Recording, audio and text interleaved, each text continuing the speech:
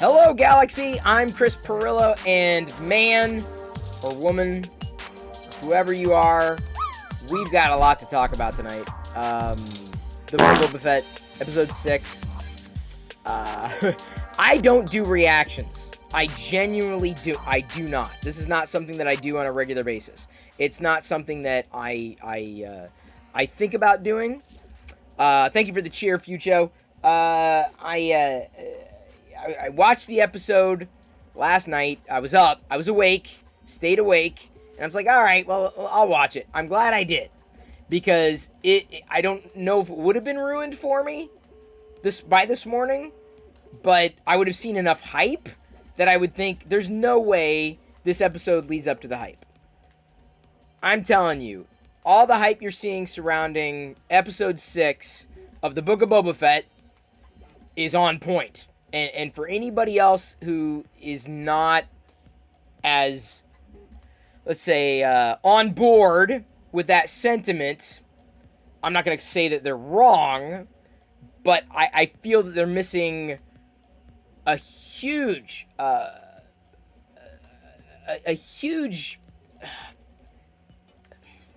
what's the word I'm looking for? It was big. It was a good episode. It was a fantastic episode. So I want to react. And reacting is not something that I do, like, in a specific, dedicated way. So anyway, welcome, everybody. We are going to be geeking out about the Book of Boba Fett, Episode 6. If you've not seen it, then you should not be watching if you are afraid of spoilers. But if you have seen it, and you want to talk spoilers, we are absolutely talking spoilers tonight, okay? That's what the title says. So this is you've had a written warning, and now you've had a verbal warning. The title says spoilers for a reason, people watching live right now on Twitch. We're going to be talking spoilers of the Book of Boba Fett Episode 6 specifically, because it was that good. I could not wait a full 24 hours before talking about this. Normally I can, let's wait another couple days. Let's give people a chance to watch it. No! If you have not watched it, A, stop watching me and go watch it. And B, you need to watch it. That A, B are pretty much the same thing. Oh, if you want to avoid spoilers, do not listen. But if you want to hear the spoilers, listen. Open your ears, open your mind, potentially, because this was beyond just an episode of Star Wars. And, I was tweeting about it, not prolifically, but usually, I might write one or two things, but I don't go out of my way. No. There's a reason I tweeted what I was tweeting earlier, especially after watching the episode. Other people did as well. There's some people who are not very happy with it. I don't know, how they feel in terms of the fandom, but me, I'm always along for the ride. And I hope to get into that. I have no idea how long this particular discussion is going to last, streaming it live on Twitch, but I invited someone. Hopefully that's okay with everybody. Someone that you may know, a known quantity. Someone who is giving away a PS5 in March on his Twitch channel. Zach Rutledge, who's been a supporter of the channel. And the funny thing about me saying Zach Rutledge is I've heard other people introduce him, and they introduce him as Zach Rutledge as well. Sorry about that, Zach. But anyway, I'll be watching chat and trying to catch what everybody's saying as we go through this episode, breaking it down almost like a movie. This particular reaction. And so thank you everybody for tuning in. I'm not going to do the regular welcomes immediately because I kind of want to jump right into it. I'm teeming with excitement in doing this. And so without further ado, Zach Rutledge. Zach, you're on. I think you're right. I've seen so many people use the Rutledge thing now. Like, it's just a thing that is now spread amongst all of the Twitch-averse, and I love it. I love it. I am so sorry about that. I am so sorry. By the way, thank you, Wen Anno, for following just now. Welcome to the Play Shop. Geeking out with Zach M. Rutledge. There, I said it properly. Zach is, I would call him a brick streamer here on Twitch, but, honestly, when he says he's going to build a set, he doesn't. Like, he just chats and people throw sound effects into his stream and he gets distracted and he's lucky to get through one bag of a set. So, Zach is probably the best brick streamer on Twitch who doesn't build, Lego sets. SLB for life. Oh, man. Oh man! Thank you for having me on, though. Thank you for having me on. I appreciate it. Yeah, you know, I as I mentioned, I was tweeting, not a tweet storm, but I was just prolific. Like, I just cannot get over how good this episode was, and I'm going to stage it like this. People have asked. It's a frequent question, certainly for people who don't know me that well. You know, hey, what's your favorite Star Wars movie, or what's your favorite Star Wars character, or what do you think about this series or that series? And, you know, my typical response is, it's all Star Wars to me. Like, I don't rank, I don't think like that. It's just, you know, I'm just taking it in. I'm enjoying the ride. And it's certainly been that way with the Book of Boba Fett. And I can't think of an episode that you know, really typifies that perspective than this particular episode, episode 6 of the Book of Boba Fett. And the reason I stage it that way is because a lot of people have, you know, kind of been concerned about the people who are concerned with the direction of the Book of Boba Fett are saying, well, I don't know how I feel about it. I don't know. It's not how they thought Boba Fett was going to be. It's not how they thought the series was going to be. And I'm like, you're getting Star Wars. Maybe it's not the same thing as headcanon, you know, the thing that you had in your head, but it's additive, right? Or it's adding depth and potentially even bringing a different level of impact to everything that you had seen prior.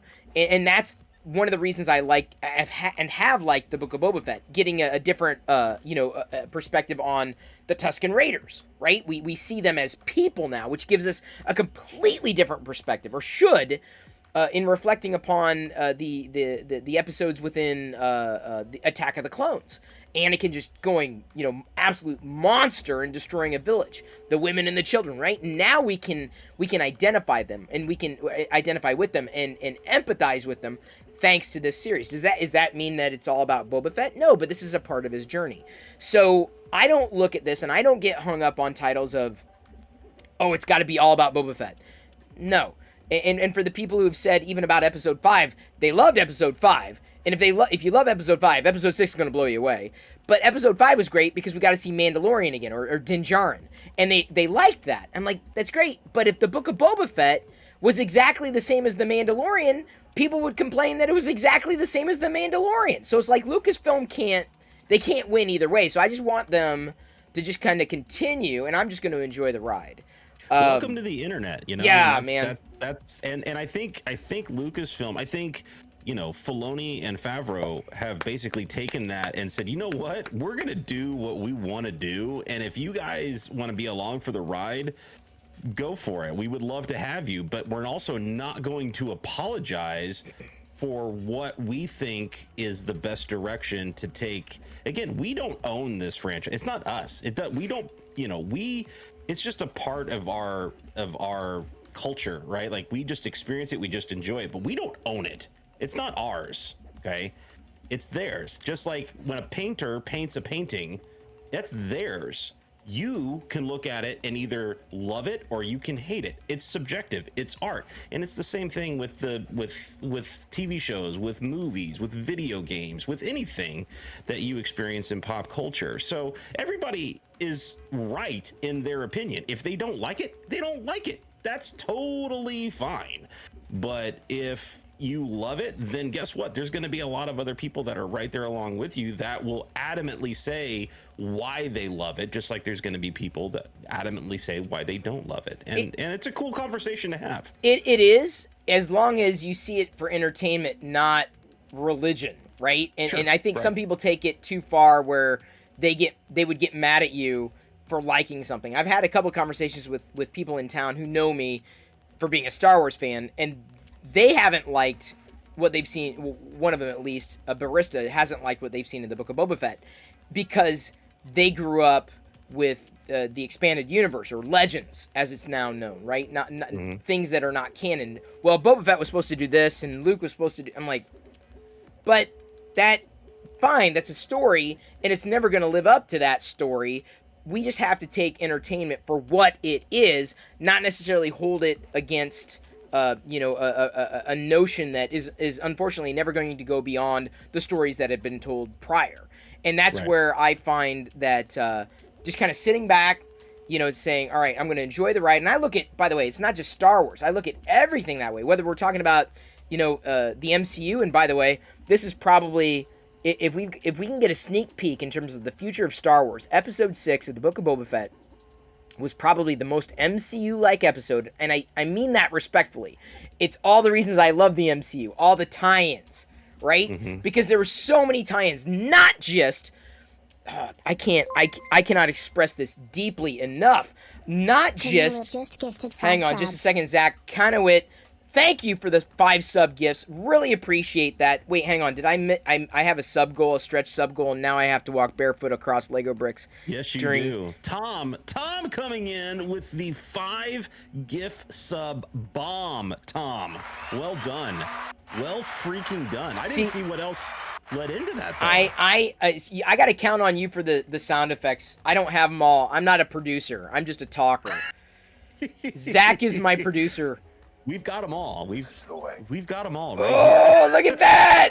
Getting fancy up in here. So we can expect a barefoot walk at some point. The way I look at it, thank you, Fix'em Dude, for the cheer. Fix'em Dude cheer Dex 100 Lego walk. Yes. Yes, indeed, it will happen. Thank you, Zach. You understand how this goes. The MCU, and I appreciate because it sews everything together, but the deep part of it isn't just, it's the Mandalorian tie-in. No.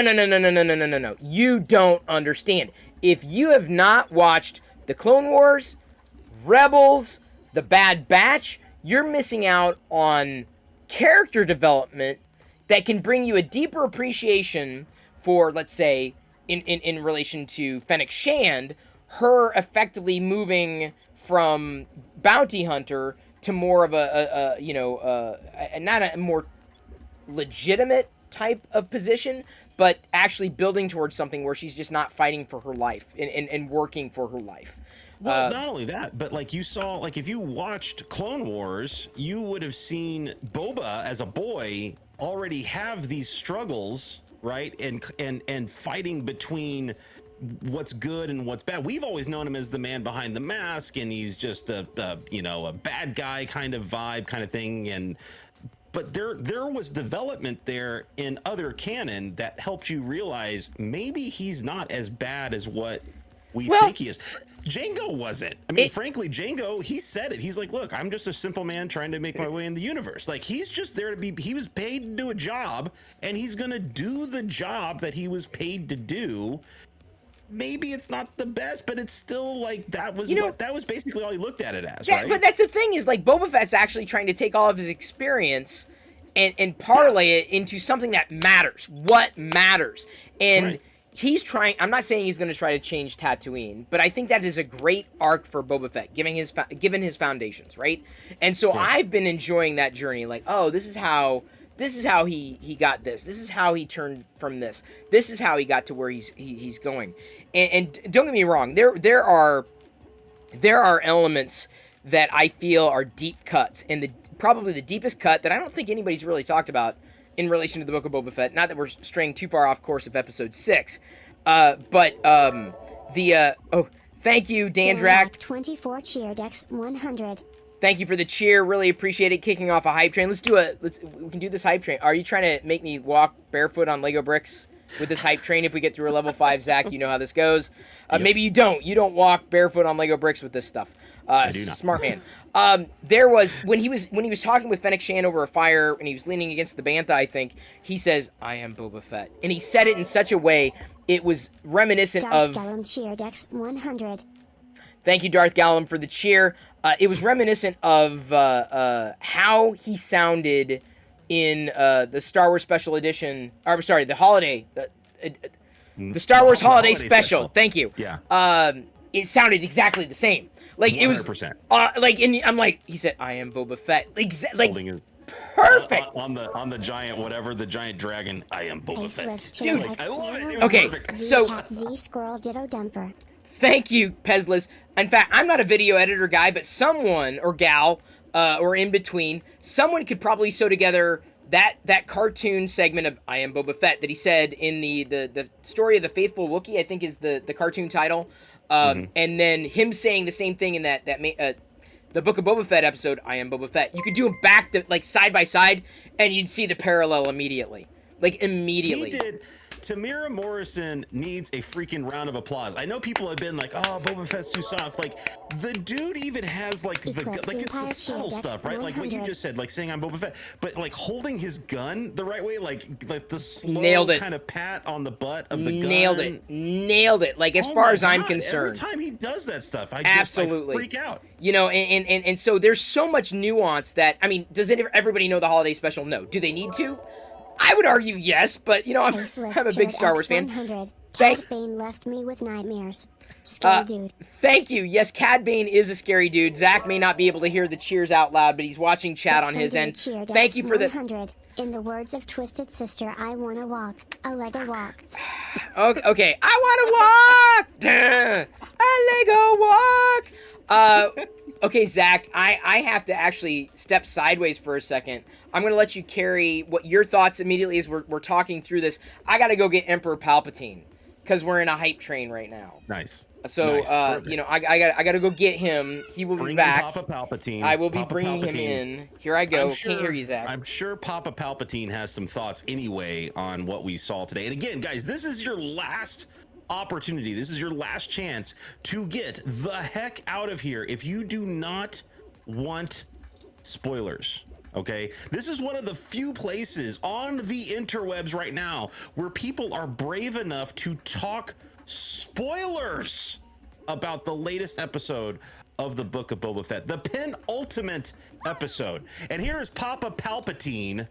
Here is Papa Palpatine with us. I'm sure he's got some thoughts. Who is this? Who is on this? The Book of Boba Fett. What is going on here? What is happening? We're talking the penultimate episode, Papa Palpatine. Hang on, my Jedi over here has brought Lego bricks, but we have not successfully gotten through a level 5 hype train, my child. I know. Chris is going to have to walk on these for passing the sub goal. Let's spoil. I love spoiling things for people. It's so much fun. But you don't like spoilers, right? Palpatine loves spoilers. What? Yes, he loves them. Chris hates spoilers. He hates them. Absolutely, he loathes them. So, Zach, what I assume this is what I see here on my screen. What do you think, overall, in relation to Chapter 6 of the Book of Boba Fett? I think Filoni, first of all, wrote it. I want to say he directed this episode as. Did he direct this episode as well? Or yes, I believe it said. Oh, hang on. We just got 1,000 bits from Eclipse Empire. Hang on. Wow. I'm not crying. You're crying. He's not crying. You're crying. That's what he's saying. And Liz also cheered. 100 bits. We're now through level 2. Yes, it was Filoni. Dude, this had Filoni's fingerprints all over it. All over it. And again, Star Wars, Disney, they were teasing this going into it. There were a lot of people that thought there's no way they're giving us, again, last chance, guys.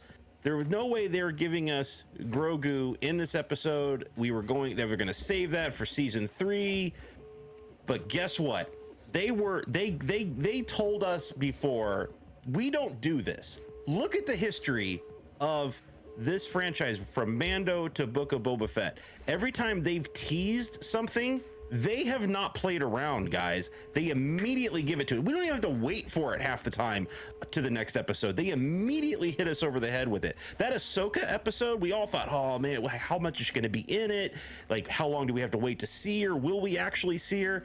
She was in the first frame of the freaking show. Like, that's how awesome Filoni and Favreau are. They know what they would want as fans of this franchise, and that's what's important. You know, but they don't just they're doing it right. They're doing it right. It's not just fan service. It all serves the purpose of the story. And like I said, I understand some of the criticisms of, I feel like we've gone away from the story of Boba Fett and have reintroduced the Mando story. But what you have to look at is this Mando story ties right into the climax of what the Book of Boba Fett is. There's a reason behind all this. My personal thought is that we are going to get a return of Luke, of Grogu in the final episode that basically turns the tide for our so-called heroes in this. Really? And so I had to, we're going to go through the episode, the timeline and reactions, but I'm curious, let's play this out. What are you thinking? How is Luke and Grogu going to play into the final episode of the Book of Boba Fett? I feel like Grogu was left with a choice that Luke presented, and right. I feel like we will not see the resolution of that choice until the end of the episode. Very similar, hopefully not too similar, but very similar to what we got at the end of Mando season 2. It'll echo it in a way where Luke is returning Grogu to Mando, to Din Djarin, and as he arrives, he sees our heroes are up against the wall. They can't fight off the pikes and all this stuff, and so they basically show up. And so you needed, if you needed that power, you can't just have Grogu and Luke show up out of nowhere. So now you needed a way to introduce them into the story, and the only way to introduce them into the story is going through Mando, right? Yes. And again, I'm throwing stuff at the wall, and I don't want to make expectations because that leads to the dark side. Expectations can lead to the dark side. But but play it out, right? Like, because then imagine Luke. The last time Luke saw Boba Fett was on the skiff in Tatooine. I said the exact same thing. I was like, that is going to be an interesting reunion of sorts, right? Yes. Hollywood and there's a lot of reunions that are possible in this episode now, because again, what I love is we step through the episode, the episode titled From the Desert Comes a Stranger. There was almost a bait and switch almost right out of the gate, because we start in the desert and we bring back our boy Cab Vanth, right? Yeah, Cobb. Yes. Cobb Vanth, bring back our boy, and obviously sans armor at this point. Right. But still a complete amazing gunslinger in his own right. I loved it. I loved that line, by the way. That was like, I want that tattooed across my chest. Think it through. I love that. Right. Twice he said it. Well, but see, here's the interesting thing. So when Cobb shows up, right, the title of the episode, what it was, a stranger across the desert, from the desert. From the desert comes a stranger. Yeah, that was it. So, but the episode starts out in the desert, Cobb Vanth, strangers. So immediately you've got the fake out. Forget about fast forwarding to the end where you've got Cad mother flipping Bane walking in to the shot, pixel perfect Cad Bane. I was melting down. I could not you believe. notice- Did you know? So immediately, and again, that whole vibe is Gunslinger anyway with Vanth, and then he turns and you see that figure in the distance. I immediately I didn't knew know. who it was. No. I didn't until I no. Because I was like, who else? The Who brim. else? You need the Who brim. else? Right, but who else? I could see it. Okay, you could see it. Yeah, I could see the brim. okay. And I was like, you see the brim? Yep, And what yep. other Yep, Filoni yep. universe Gunslinger is there? Well, see, I Bane. didn't. I didn't see the original, the silhouette. I couldn't see the brim, but the moment I saw the brim, bam! Immediately, I'm like, oh my god, it's Cad Bane! And yes, that's when I saw the brim. And to Liz's point, in the cartoon, he's never terrified me. Like, he's been kind of like this cool cat, cool cucumber. Like, I wouldn't want to mess with him. He flat out is terrifying. Yes. In live action. Yes. Terrifying. But I love that. He reminded me of the mouth of Sauron. Like, that's what he reminded me of. Like, a lot, right? But did you get the same vibe I got where we had right there we had Bane, we had Vanth, and then we had his deputy, right? That was totally the good, the bad, and the ugly. Yeah, of course. There. Everybody looking at each other, like I was ready for the freaking like the horn to go off. You know what I mean? Like right. I was waiting for that tune to play. But I also knew the deputy was going to bite it, like immediately. I'm like, he's not going to make it. I knew it immediately. So, Papa Palpatine, I have a question for you. Yes. If it hadn't been for his idiot of a deputy, would Vanth have outdrawn Bane? That I don't know. I think he would have. I don't know. I don't think so. I don't. I'm going to still say no. I'm going to say no. Bane, I would not underestimate him. He's got a backstory. So this is what Chris was saying. And by the way, we've got about a minute and a half left to go on a level 4 hype train. If we get through a level 5, Chris has to walk on Lego bricks twice tonight on Twitch. Right now, it's just one. Right now, it's at 66%. Through the level 4, Bricks O'Brien cheering 69. It's your favorite number. I know. 66. I order it all the time. So they had to set up him to be this monster, but it just reinforces what Chris was saying. If you have not watched the Clone Wars, the Bad Batch, Rebels, you missed this nuance. The clown cheered X100. Right. You wouldn't know who Cad Bane was. You would just, it's an alien. No, that's not just an alien. That's Cad Bane. You don't mess with Cad Bane. At all. You don't do it. Not a good idea. No. So, immediately the episode starts.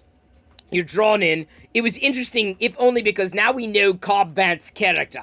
He's got the spice, he shoots down 3 pikes, he's got the spice, but kicks it over. He knows how valuable it is. That shows his character. He doesn't care about the money. That's very important for character building. Yep. So that was key, absolutely key to this particular structure. I would not underplay that or want to underplay it. So that was not to be lost on me. It was great to see Cobb Vanth again. And then, of course, we jump right into Din Djarin flying to this unknown planet. I wonder, those buildings, are those the same buildings that we're going to see destroyed, ultimately? The ones that are being built by the six-legged creatures and R2-D2. Yes. Yay, R2-D2. Right, it was fun to see R2, yes. But are those buildings the same ones we see, like, melting down? Or is that a completely different... I don't know. I haven't done any scene comparisons. I'm pretty sure it's his. Yeah, that's the school that we see later on burning. That's okay. My impression of it. I was 100%. Just a thought. I can't draw that conclusion. And by the way, we made it through a level 3 hype train, so Chris's feet are spared for one journey across the bricks. I'm going to walk away. I'm going to leave it to you. If only to talk about the next part, about the initial interactions with Mando and Ahsoka. Okay, because Chris is coming back. And Tom, yes, that is actually that 3D print tonight is it's actually very fitting. And when Chris comes back, I'm sure he can show off the first half of it, but it's a very fitting print tonight for sure. Oh, I haven't shown the print, have I? No. I apologize. I kind of got caught up in the excitement. I already had one of these, but I'm doing a second one. This is the training ball. So this fitting. is a Very model. fitting for today. Yes, it is. It's a model available on thangs.com, free. And I've printed one of these a while ago. And it's another one. I did another one in a slightly different filament. This is a more of a pure white filament. So I'm gonna finish this tonight, glue it together, and then have a training ball to hand off to Grogu. So if you want a training ball and you don't have one otherwise, you can 3D print your own. That's that. And I wasn't planning on doing it until watching this episode. Okay, so now, Zach. Sorry about popping in and out with Papa Palpatine there, but so I just think. Hold on. I Yeah. think it's because we're already at the beginning. I think it's so funny. We went into the entire week. Are we going to see Grogu? Are we going to see Grogu? Are we going to see Grogu? And it was like, I can't even, like, I want to be a fly on Filoni or Favreau's wall, watching all the Twitter talk of like, are we going to see Grogu? And they're all sitting there going, are you going to see Grogu? You're going to see a lot more than Grogu. Yeah, like, but they had so many, like, they're just, I never expected. I kind of forgot about Vanth, honestly. Like I knew he was out there, but I kind of forgot about him. And I mean, he's always supportive character, right? I mean, I don't think he was ever central. I forgot about him as well. I'm going, oh, it was nice to see him again. But on the Grogu front, right? He, Din said, I have to go see a friend first. I didn't think, in my mind, I'm like, okay, they're obviously, Din's going to come back, but are we going to see that? Are we going to see him going back to see Grogu, or are they saving that? Was it a fake out? Are they saving that specifically for the season 3 of The Mandalorian, episode 1, where then we see the journey? And not to jump around a bit, but I think that this cliffhanger at the end of this particular episode, episode 6, could lead one of two ways. One, it could lead your way, right? Two, Grogu could come back, maybe not carried by Luke, but maybe Ahsoka, and Grogu wants to come back to Din, but Din will ultimately, at the end of the episode, give him back to Luke, or he doesn't, right? It could go one of two ways, but Din has already matured to the point where he understands that he's got to let Grogu go in order for Grogu to grow. And so, or we won't, and I think this is less likely given that we've had, why is Grogu here? Why is Din showing up? It makes more sense how you're laying it out than this being an extreme fake out. Is we're not going to know Grogu's decision until season 3, episode 1 of The Mandalorian. That one, I don't know if it would make as much sense, because we would want to have some kind of tie-in or closure. Or maybe we don't. Maybe Din comes back, they fight the battle, and we don't find out what Grogu decides, and that's the season 1 or season 3, episode 1 opener of it could go two ways. Din's done his job. He's good. He'd come back, fight the battle with the Pikes, and we don't hear anything about Grogu again or Luke again until, because then, honestly, the entire arc of The Mandalorian season 3 could be the first episode. Grogu decides, Luke hands him back. They fought the battle or whatever. Maybe Luke bumps into Boba Fett then. But Din's kind of happy, but also kind of reserved. Grogu's very happy because he gets to see, as people have dubbed him, Space Dad. In season 3, let's say this is complete posit, season 3, episode 1 of The Mandalorian, and in that journey, the arc of season 3 of The Mandalorian is Grogu comes back to The Mandalorian by the end. Din sees that that is not the way, and Grogu needs to go on his own, and they both need to let go in order for both of them to grow. So I think that's the setup for season 3 more than anything, because Grogu is going to want, going back to what is familiar. This is where you got to read the subtext. Let's go a little deeper. The subtext, all the way to the very beginning of this episode, was how they do previously on the Book of Boba Fett, right? There was the armorer from the previous episode talking to Din and saying, Jedi, basically abandon all attachments, right? There's nothing. You abandon it all, And that's the question that Grogu is now wrestling with. So Din's wrestled with it. Din has decided, okay, I'm letting go of my attachment to Grogu because it's not the right thing for him. Grogu hasn't made that decision yet. Din has already made that decision. So if Grogu decides that he's going to go with Din, we got another potential Darth Vader on our hands. Because that was the entire story of Darth Vader. That was Anakin Skywalker. Like, to a fault. Anakin Skywalker had attachments. That led to the dark side. So my guess is, if this happens, if this plays out in Season 3, Grogu's going to do something because he now knows the Force and he can jump around and do things. If he knows enough to be dangerous and does something that Din's going, whoa, you don't have an ethical center, you haven't figured this out, you've got no moral compass, you're dangerous. Right? And he may not say that out loud, but recognizing that Grogu may be a threat to himself and everybody around him if he's not given the training. So I believe, even if it plays out your way, I would love that. But my feeling is, even if Luke passes Grogu back, I believe Grogu will be ultimately passed back to Luke. I truly believe that, because that would be, I feel, the better arc. And apart from that, if it's a permanent Grogu goes back with Din, then you've got another threat on your hands, because it's no good that's going to come from that, because Grogu's not trained, and he's too powerful. So I think Hollywood's kind of in the same line I am. I strongly believe the reason you set this up is for a return of these guys heading to Tatooine. I don't think you throw this part of the story in unless there's a payoff for some reason. I don't think so. I wouldn't, if I was writing it, I would not do it that way. But I could also see Luke leaving Grogu with Din, but with a warning. You know, like this could lead to a path that he should not follow, you know, kind of thing, which is always going to be plaguing Din's mind throughout maybe all of Season 3, right? Kind of really watching him and seeing, is he showing signs of bad judgment and whatnot, and with that, from a marketing standpoint, I think Disney knows that little freaking green dude is their cash cow. Yeah. And there was never a plan to completely remove him from the equation when it comes to The Mandalorian Season 3. And I think we're getting him back. He's got his, you know, ethereal freaking, you know, chainmail, you know, his Frodo Baggins, you know, shirt that will protect him while he's in battles. And we've seen that he's now trained enough, or is remembering enough of his training to be at least somewhat capable of handling himself, that he can now get into some of these battles in Mando Season 3.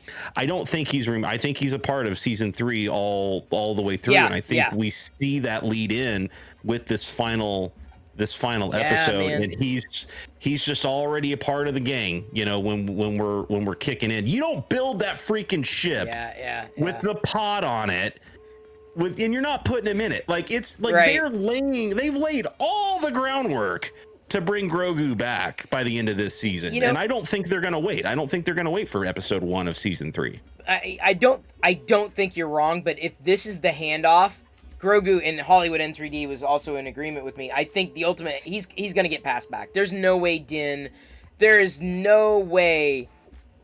is that selfish, because that was the question that was posed to him. In fact, I have this written down. Something felt weird to me about Mando going to see Grogu. Like, it really, I mean, to the point where I'm like, oh, that's right. He did say he needed to see a friend in the last episode. Because I mean, it was completely out of my mind. I was like, there's no way. It didn't make sense. It will, I believe, make sense in the wrap-up, but also now it makes more sense because Din going to see Grogu would throw him off his path, and then Grogu would want to go back with Din, and they just didn't feel right. So I'm very glad that Ahsoka intervened so that Luke didn't have that uncomfortable conversation. And Ahsoka is definitely a lot wiser. She made it about Grogu making the choice, not Din making the choice for Grogu. So if this is the handoff, at the end of the book of Boba Fett, fine. But I do believe, because you're not wrong, they're not going to let go of the cash cow, but the ultimate arc of Grogu is going to be him discovering who he is, while at the same time Din discovering who he is, and their paths diverge, and maybe they see each other again, but they learn to let each other go by the end of the season 3. Because I can't imagine it playing out any other way.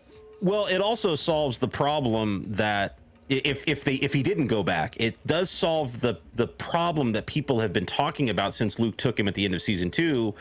Where is he during the massacre of his academy? And everybody worried that Grogu was slaughtered with the rest of the Padawans, right? If you never give him back, if he never goes back, then you solve that problem. You solve people's worry of he was there and killed off screen kind of thing. But so I'm strongly leaning towards him never going back to Luke, but there being this hint of keep an eye on him kind of thing from Luke. I don't know, dude. I see either way it opens a can of worms. Either way. It does. Either way. And maybe we see, another Mandalorian season. I don't know if that would be the case. I keep fighting for it because I enjoy the character. I've enjoyed the him being introduced into the Book of Boba Fett series. It is I think you're right, leading to something. It's the question of what does that mean for Grogu and Din, almost more so than what does it mean for Boba Fett. Boba Fett is almost like a side character to the Book of Mandalorian or the Book of Grogu more than the other way around, which is really funny to me because a lot of people I think expected the Book of Boba Fett to be the Mandalorian, and the way the Mandalorian is playing out is more like the way people expected of Boba Fett. If I did not make myself redundant there. You know what I'm saying, though? It's like everyone loves the Mandalorian for all the reasons that we love him. And Boba Fett is just kind of an older, wiser, more subdued version of Boba Fett than what we might have thought him to be. Right. I definitely see Boba having a very strong presence in this final act. And because even in this episode, Finnick really kind of took the reins, explaining everything, and kind of, she definitely had all the lines and everything like that. But I think that's all just kind of character. Like, it's an ensemble now than like Boba's, show. It's more of like this ensemble thing that's been building and building and building. And I'm fine with that. I think that's totally dope. I've seen early on in the season, I saw a lot of Boba. I saw his this arc of pulling himself from the fires to almost be reborn, a very Dances with Wolves kind of vibe as he lives with the Tusken Raiders. We get more of their backstory, and he decides he's had enough of organized crime, and he wants to try to rule a better way to atone for the massacre from at the hands of the Pikes and everything like that. Or the little road warrior army. I can't think what they were called, but the pirates. right. I just think, I think we've had so many fantastic freaking moments with Boba in this. I mean, that the biggest complaint I've had with the whole season is that some of the episodes felt too short or were too short. I mean, there was a 31-minute episode, like there. That's and to me, that's just leaving me wanting more. But there were so many. Boy, when he got a hold of Slave One and went after those dudes on the bikes, on the speeder bikes, was one of the best shots I've seen on television. I totally agree. That was movie worthy, folks. This episode was like a miniature film. This episode was ridiculous. And again, we were talking about the cameos, right? We had Vanth, and then we immediately, like right after Vanth, right? We immediately get Mando. Okay, we're already picking back up with Mando. And who's the first freaking character we see? Again, didn't really expect it. Like, everybody's worried about Grogu. The freaking droid with the filthiest mouth on the planet outside of maybe Chopper. R2-D2. That's right there. Astro Printer is now like, hosting a stream with 9 this is freaking viewers. perfect. I love this. Chopper, right now. voiced by Dave Filoni. I think you knew that. By the way, thank you, Astro Printer, for the raid. We're geeking out over the latest episode of the Book of Boba Fett with full spoilers on. So if anybody raiding does not want to be spoiled, feel free to mute, feel free to pop out. But we're knee deep, we are neck deep in Boba Fett's starship, which I just got it today. Amazon had it on sale for like 20% off. So I have Boba Fett's starship. Nice. That comes with the new Boba Fett and the Mandalorian with his Beskar steel and his spear that gets melted down into the chainmail armor. Yep, spoiler! I warned people. Spoilers.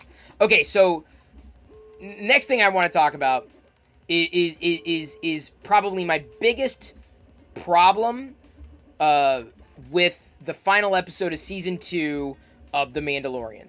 And I remember you had a different reaction. Hang on just a second. We got a cheer coming in. Eclipse Empire cheered X100. What about Max Rebo?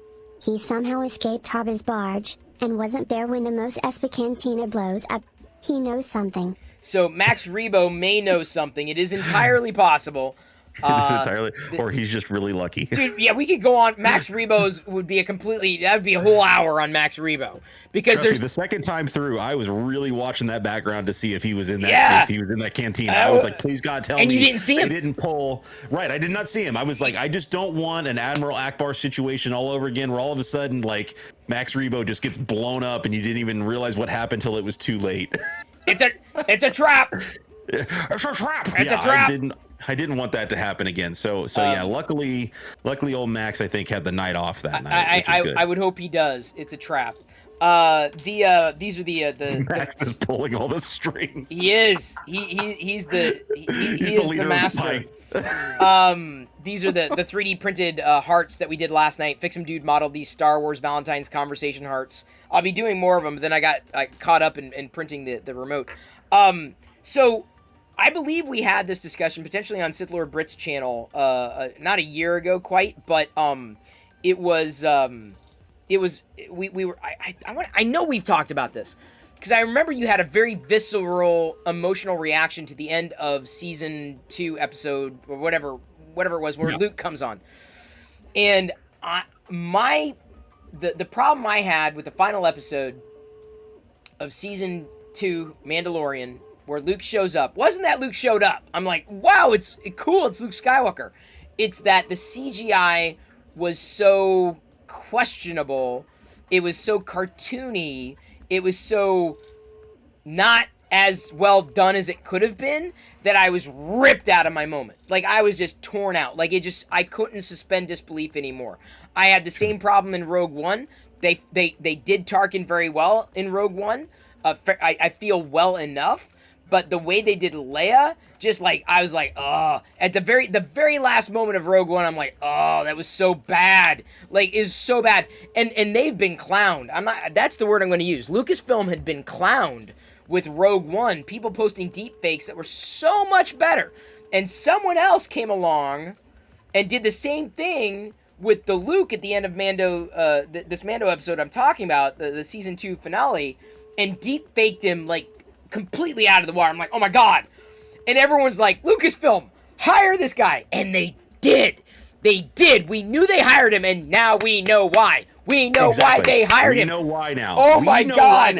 I had speculation. Oh my God. I thought, and it could still be. I was thinking that it was because of the new Indiana Jones movie. I thought they were going. I think that they were going to like de-age Harrison and do some stuff there, and they still could be doing that. But you talk about, listen, everybody wants to talk about, you know, the evil queen running Lucasfilm these days. Guess what, folks? She listens. Okay. She does listen. She is a very savvy businesswoman. She is a very savvy producer. And when things aren't working, she fixes them. She is not afraid to make enemies or not afraid to eat her crow when she needs to. So now what they need to do, because okay, so here's where we're both going with this. This Luke was, I'm not gonna say perfect, but 99%. Like, I'm like, there's some moments I'm like, but I'm like, this is good enough. This we have now, I feel, entered a completely different era of movie magic. That was absolutely Mark Hamill, like, on screen, even like doing his thing, man. My wife even looked at it tonight so and said, good. "Wow, yeah, like, it was unbelievable." God. And the thing is I had such an emotional moment the first time I saw them try this. that when this happened, I was like, well, if they show him again, like I'm already kind of prepared for it. Oh my freaking God. Who was cutting the onions? Dude. Like, it was insane. Like, first, again, they gave me R2 again. When that freaking droid showed up in season 2 of Mando, I freaking lost it, right? But when they showed me Luke sitting there, I was like, that is a 30-something Mark Hamill. Like, that's what that is. And thank God they hired that Shamook guy. Yeah. No one knows his name. His name is not even like Lucasfilm hasn't even published it. Nobody knows who the heck he is, right? I didn't. Well, I didn't get the same emotional reaction, but I was enthralled. I was drawn in. I was there, and that's what I wanted. So that my next expectation, and I say it's not a demand, it's an expectation. This guy got to go back and fix Rogue One. He can do it. They can do it, and go back and fix the Luke in season 3. I don't know if it's been done. Agreed. But it has not. I checked it while we were sitting here. They have not done it yet. Because they fixed. There was another episode where there was a crew member that had been put in the first airing that was edited out within hours after the airing of an earlier season 2 Mando episode. The one where Mithral and Greef Karga and Cara Dune and Din go to one of the armories or whatever on Navarro, and they find the Dr. Pershing talking in the hologram. They're going to find more information or whatever. It's where Mithral was left in the speeder, that episode. But anyway, there was a crew member in that episode that was edited out within hours. So Gene's guy, that's Kurt Grosser, Gene's guy. And so they can do it. Find an action figure of him. Yeah, someone's gonna do it. So they have the ability to go back and edit. They need to do that, because to me that would. It would keep me in the moment, and it would make it that much more realistic, and not have me thinking, it's a cartoon. Like, I can believe Grogu hopping around. It looks real. It's like it feels like, okay, this is practical. This is happening, even if it is CGI. Like the frogs floating around. Okay, that's fine. But when you're talking about a human being, like, there's this sense of realism that is lost, and when you're in a full CGI world, it's one thing, but when you're interplaying CGI with real world, man, it's just you got to nail it, and they did. Like, as far as I'm concerned, this is the best use of this type of special effect that I've ever seen. Ever. That was Mark Hamill. Here's the thing. It's so good, Chris, that when they, after I watched it the second time this evening, I turned to the wife and I said, I think now they've proven they could do a Luke Skywalker Jedi Academy type of show. Yeah. Like, it looked that good right now. Yep. Give them another couple years. I think we could potentially see a Luke Skywalker Jedi Academy type of show where we see Jedi being trained and adventures once again with Luke Skywalker out kicking some major galactic butt. And that gets me so jacked. And it's all because they proved in this show that they could do it and do it right. Oh my God. It's what I wanted to see. It's everything I would have wanted in that episode of The Mandalorian. And if they don't give him everything he needs to redo that, it will be a shame if they leave it that way. It will be a shame to leave Rogue One the way it is. It's an absolute shame, because this is not unfamiliar with Star Wars. This is not even making it a special edition. I'm not saying add a scene. I'm saying go back and clean up the CGI Jabba from the special edition. I'm saying go back and clean up the Princess Leia and the Tarkin. Make it better. Like, they've already done that. Like, that's the thing, is they've already gone through and changed stuff in the releases on Disney Plus. They didn't even announce it. They just did it. They just did it. You don't have to announce it, right? No, you just do it and you slip it back. You kind of re-upload it. You slip it back out into the streaming service. And then maybe, down the road you re-release the Blu-rays or something like that. And It's all whatever. But see, but it's all streaming for them right exactly. now. And well, so, but that's what I'm doing. I mean, like I don't buy movies. I don't buy them on disc. I'm going to stream it anyway. So it's like if they updated it, as long as they're not like screwing with things, and they're not, they're unscrewing things, right, to make it better. So I cannot say, how I cannot understate just how strong I feel about this. It was done. So I'm an uncanny valley, not expert, but like you can just feel there's just this feeling, right? And the way the lips move, the gestures, just everything about it. I would say it's 99% there, enough to get me past that the suspension of disbelief where I'm watching Luke, and I thought that was it was breathtaking. It was astounding. The tech, and again, this is not necessarily their first go at the tech line, but you're seeing the improvement every time they try this, and by hiring this guy and bringing this guy in, that was a huge step in the right direction. I mean, this is basically short of hiring Sebastian Stan to try to come in and play a accurate version of him, which I would also be fine with. Like, I would really be fine with them recasting Luke, with somebody like him that could carry that kind of performance. But this right here proved to me that they could do it. They could do it in a CG type of way, and I'm down with it. And that's why, like, even in Rogue One, I got so emotional, even with the Leia one, even though I recognized that it wasn't great. It was right after she passed away, and it was like, to me, it hit me hard because of that. Yeah, but it was the same thing. Like, I got caught up in the moment, right? Like, I knew what I was looking at wasn't right. Yeah, I don't like that. It takes me when you. Okay, I get it. It's magic, I get it. right? It's movie magic, and like when these effects have evolved, where you're like going, did that really happen? That's magic. But when you're looking at it, going, that really didn't happen. Like, how did they do that? And there's no question when I'm watching something where it is clearly animated. They did an animation versus how did they do that?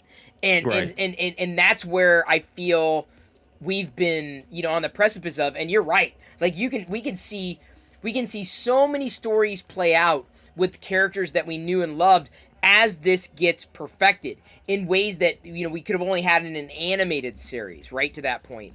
But this is this, if anything, it's not just showing off the technology, though. It's not just, hey, wow, this Luke looks realistic, but this is why I liked seeing this Luke, because we never saw this Luke. We never saw Luke training anybody. So short from a dedicated series, we only saw Luke as a very disgruntled, middle-aged, retired dude. And I, as someone who's close to a middle-aged retired dude, well, retirement's a few years off, but certainly middle-aged, I'm 13 years younger than Sir Alec Guinness was in A New Hope, by the way, Zach. I'm that old.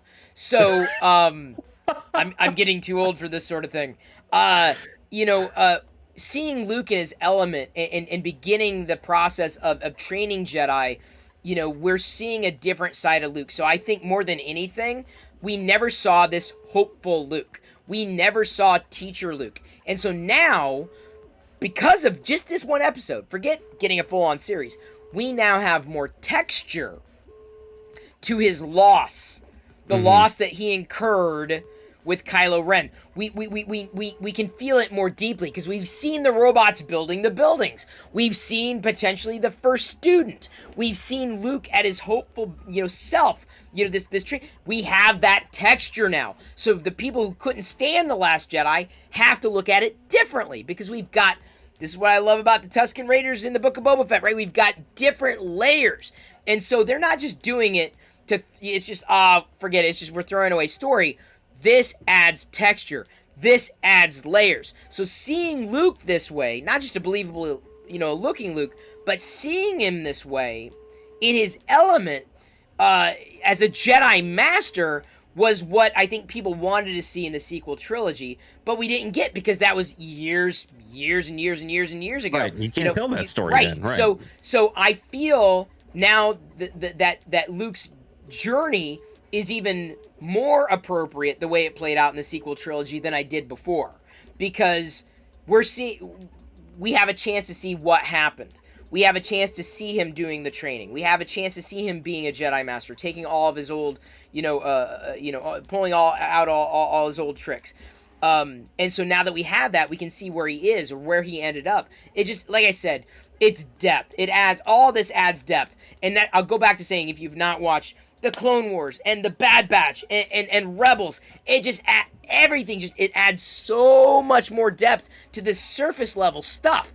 So I don't feel great about just seeing Luke, looking better and looking like Luke, but specifically the texture of Luke in a place where we've never seen him and always wondered how it was. So I don't know how you felt about that.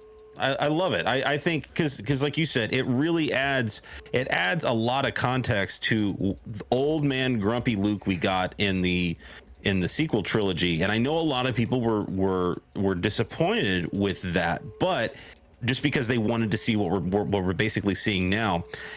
And what this showed me was the enthusiasm in his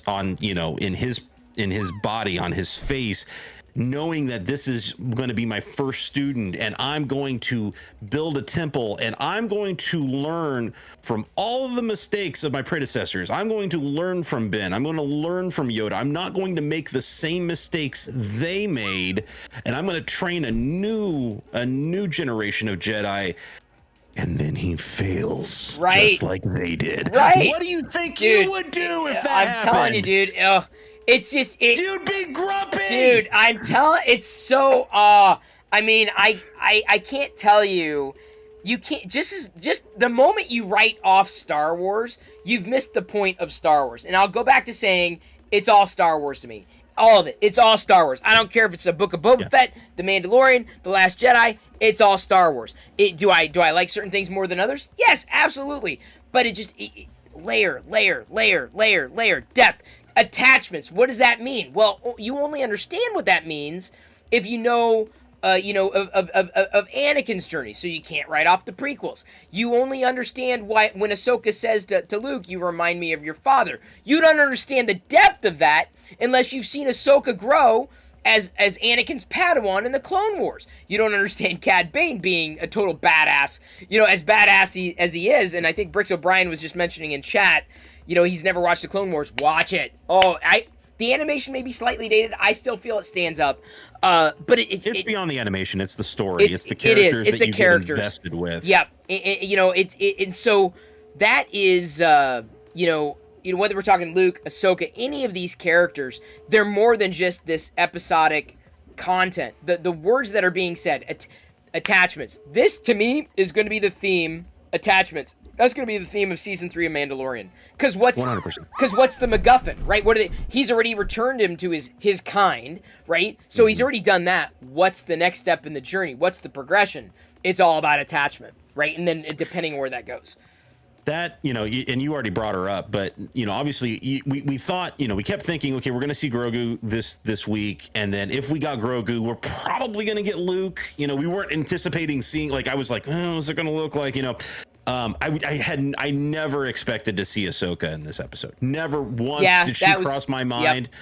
Yep. I thought she's off tracking Thrawn and Ezra and trying to figure out where they are. She's off doing her own thing, her own show. So, Zach, not to interrupt, but we had someone ask, Frazzy Fresh asked, is Rebels worth watching, though? You would not understand, or you don't understand what Zach just said and why he wasn't expecting Ahsoka to be there if you have not watched Rebels. Yeah. You don't understand the importance of the Darksaber without Rebels. Without Rebels, without the Clone Wars, you don't understand Fennec Shan's arc without the Bad Batch. Yeah. It's all connected.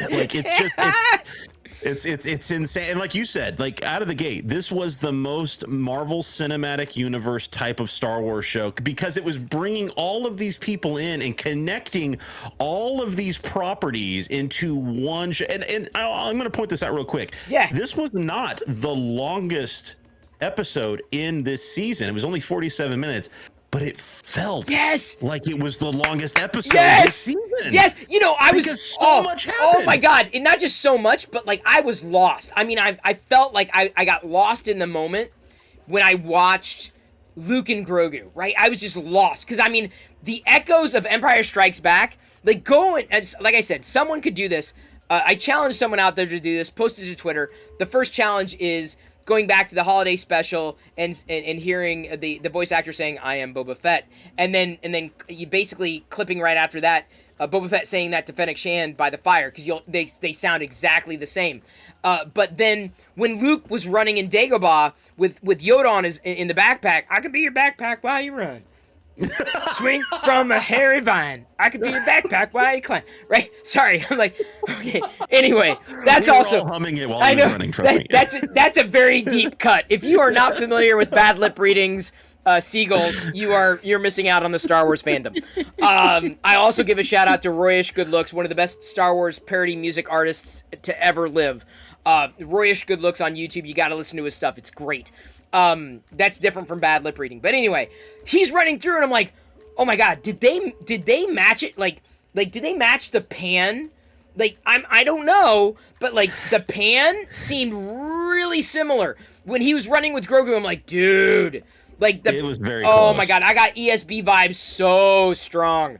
I'm like, it was very close. It was and they so even, good. Like, here's the thing. Like, even Luke being a complete, and this is what I loved about what they did with this versus what we saw some things in the prequel trilogy when, Anakin was bopping around or Obi-Wan. Luke's running, right? And he jumps up onto that creature and he kind of stumbles for a second and then he carries on.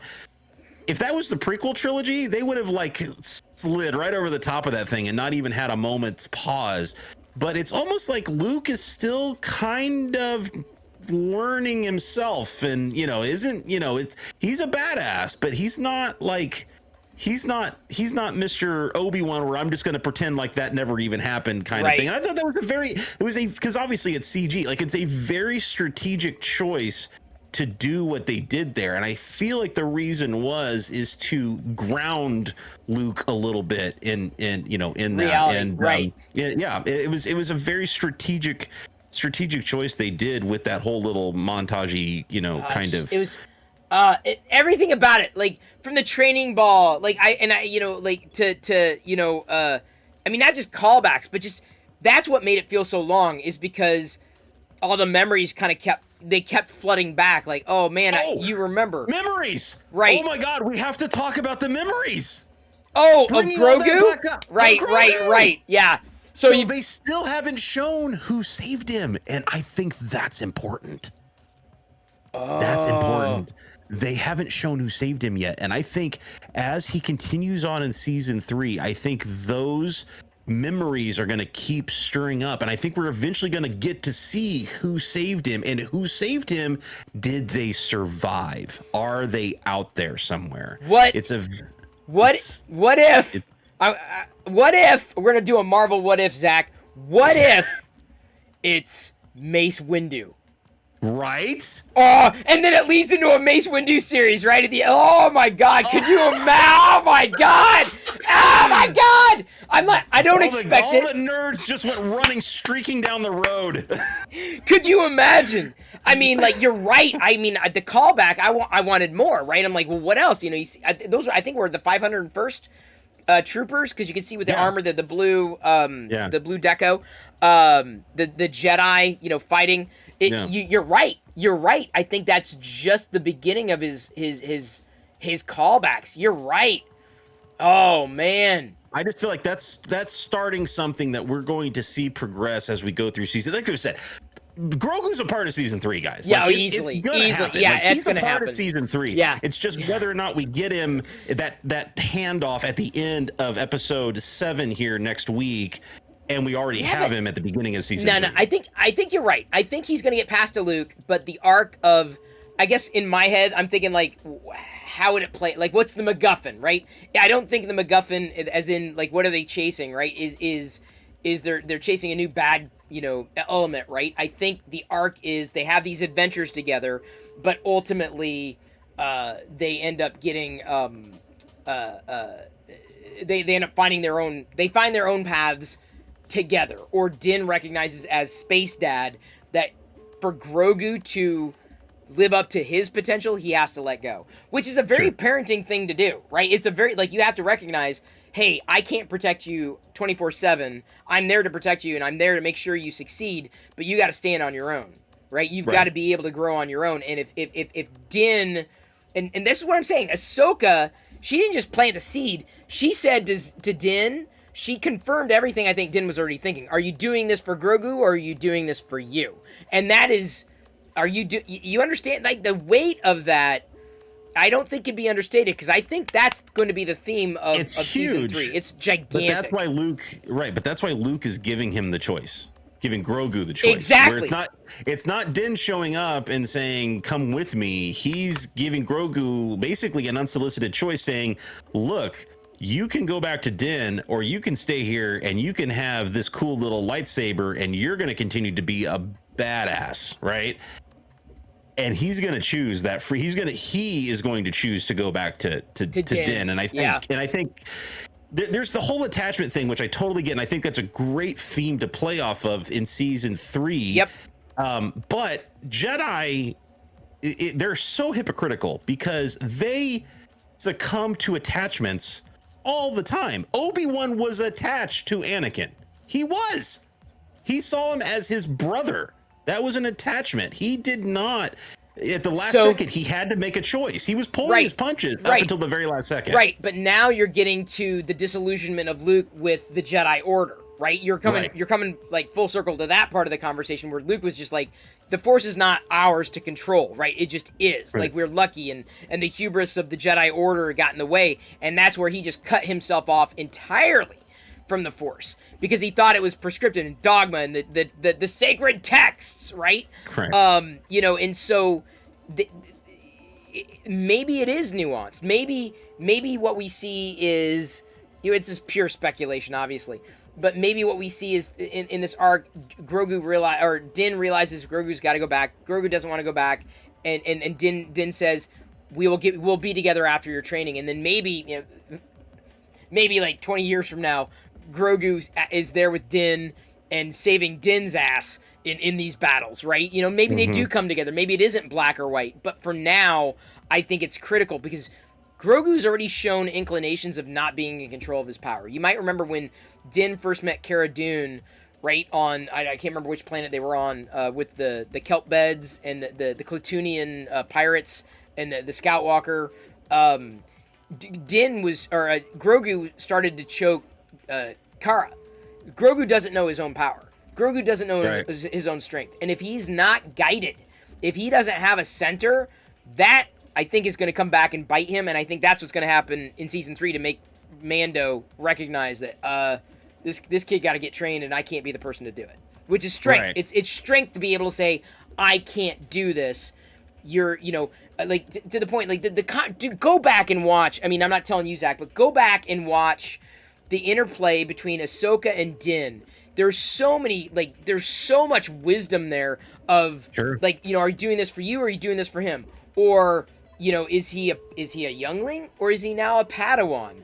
Right? Like, Ahsoka was just laying down the truth bombs, like, bam, bam, bam. How old Ahsoka is. Like, you kind of forget that she's older. Like, that, and you pointed it out earlier, that line that she delivered where you remind me of your father. Oh my God, goosebumps. Like, I was like, my God, that's right. Yeah, like, she trained, yeah. Like, she literally, like, loved that man, as a father figure. And I'm like, and she's standing there with essentially her brother, for lack of a better term, because they shared this, like, it's just, oh my God, like, it blew. And that's it's so sad, because she knew his father way more than he ever I know. will. Oh my God. Now you say that, it's true. Like, she was, I mean, Anakin's sister, effectively, or daughter. Well, I don't know. I think they were probably closer in age. But you're right. Like, Luke did not know his father. And this is, again, it's texture, it's depth. If you have not watched Rebels, if you have not watched the Clone Wars, you don't understand why these scenes are so good. Like, I'm just going to be emphatic about this, because I know some people, one person said it's difficult for them to get into animations and they wish they were live action. I'm not going to disagree with you, because I'm very much the same way. It's very difficult for me to watch animated series, but when it's Star Wars, there's just something different about it. And what I'm saying is there's texture here and nuance that you're literally skimming the surface. You're just on surface level stuff if you watch this episode, and you have no backstory that can't be explained in watching a YouTube video. Like, Resistance, sorry to jump in, Asgardian Wookiee, Resistance is more bubblegum. It's fun. It's kind of a setup maybe for The Force Awakens. It's definitely tweenish, fun. Yeah. I wouldn't say Resistance is critical. I've watched Resistance, loved Resistance, wish it continued, but I wouldn't say it's critical to the stories that they're currently telling.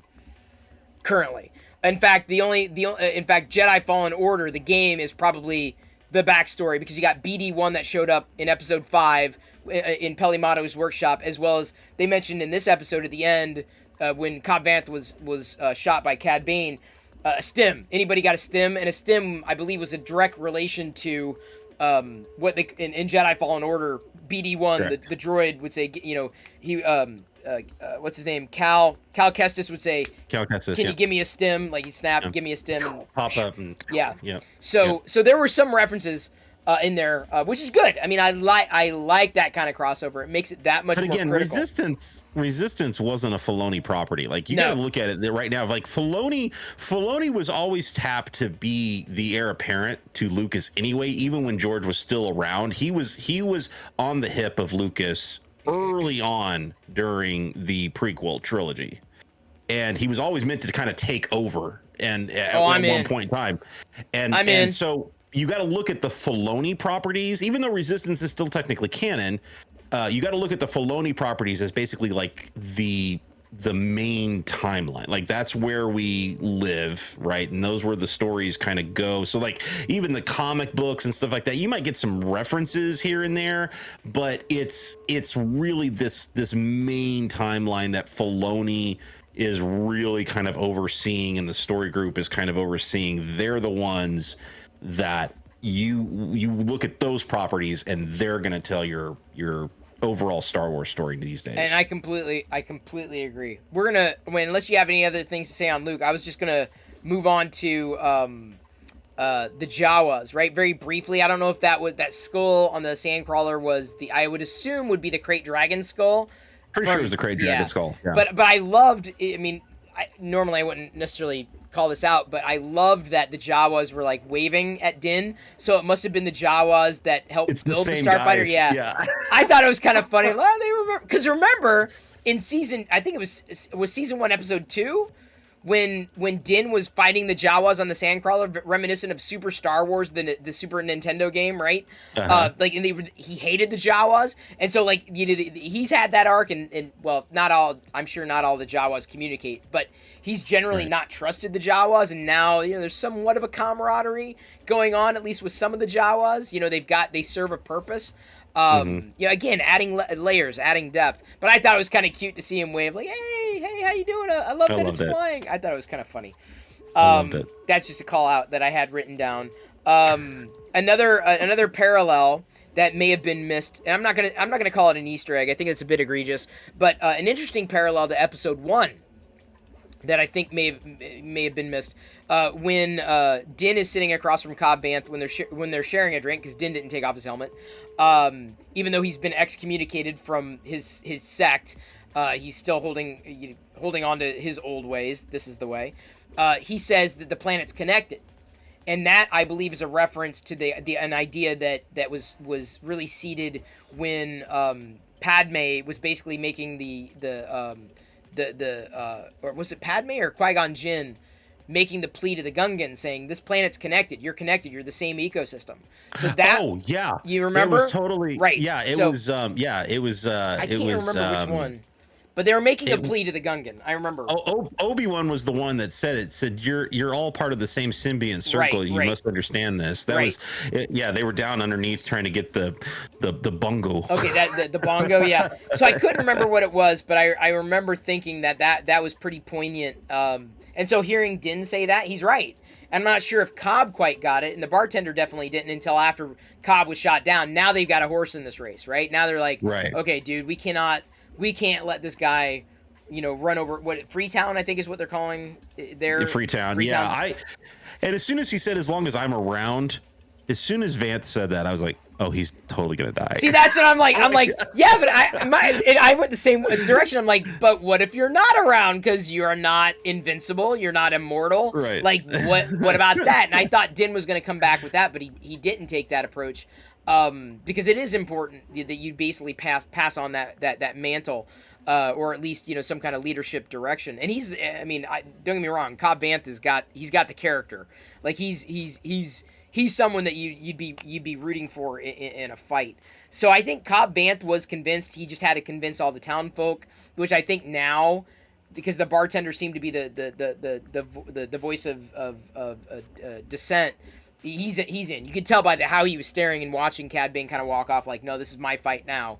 You're not gonna kick us around, despite how much of a badass Cad Bane is. And you have no. I mean, if you've never, oh my God, this is where I'm saying you don't understand. It's not just an alien. It's not just a cowboy.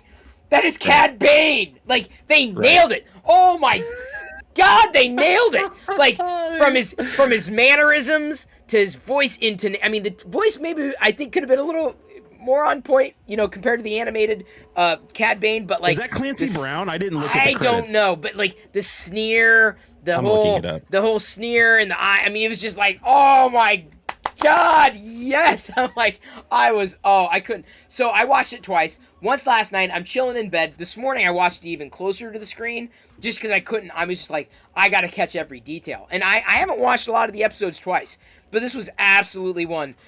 Cad Bane was, wow. That was beyond, that's not even an Easter egg. That is just like if you're not familiar with the character, get familiar with the character, because he's going to be back. I think not just in the final episode. This is the penultimate episode, right? But I think Cad Bane now could have a series or be a part of a series. Like, they've nailed him. It's nailed. Like, they did it. Yeah, they did it. I think it's again. I'm going to go into the weeds here for a second. But go into the weeds, Zach. This all leads back to the original idea for back when George was still in charge. Everybody was talking about them doing a underworld type live action Star Wars show that brought back Boba Fett, but brought back people like, brought people in the crime lords, the bounty hunters, all of these evil dudes or whatever, and fleshing them out. Literally, they've taken that idea now. They started it with Mando, and that led us into this and is opening up, I think, a new world of possibilities for some of these characters. I don't think you bring in Bane to kill him off in the last episode. I think, totally agree. I think he skips off and you see him kind of being a pain in the butt, going forward. I don't know if we see any other bounty hunters that the Pikes have hired to help, solve their problems. But it goes back to all these types of Marvel-esque cameos that we got. Again, I didn't expect to see Vanth. I didn't expect completely to see R2. I was hoping we would see Luke and Grogu. Did not expect to see Ahsoka. And then Filoni gives us one more. He was the freaking Steve Jobs of the freaking Star Wars universe. But we have one more thing. Oh my God. And then dropped a freaking... My God. Dude, Zach, I sat up. I'm like, is it? No. I'm like, no way. And then like it comes closer and like, dude's gotta put, it's Cad Bane. I'm like, oh my God. I'm like freaking out. I'm like, oh my God. And here's the thing.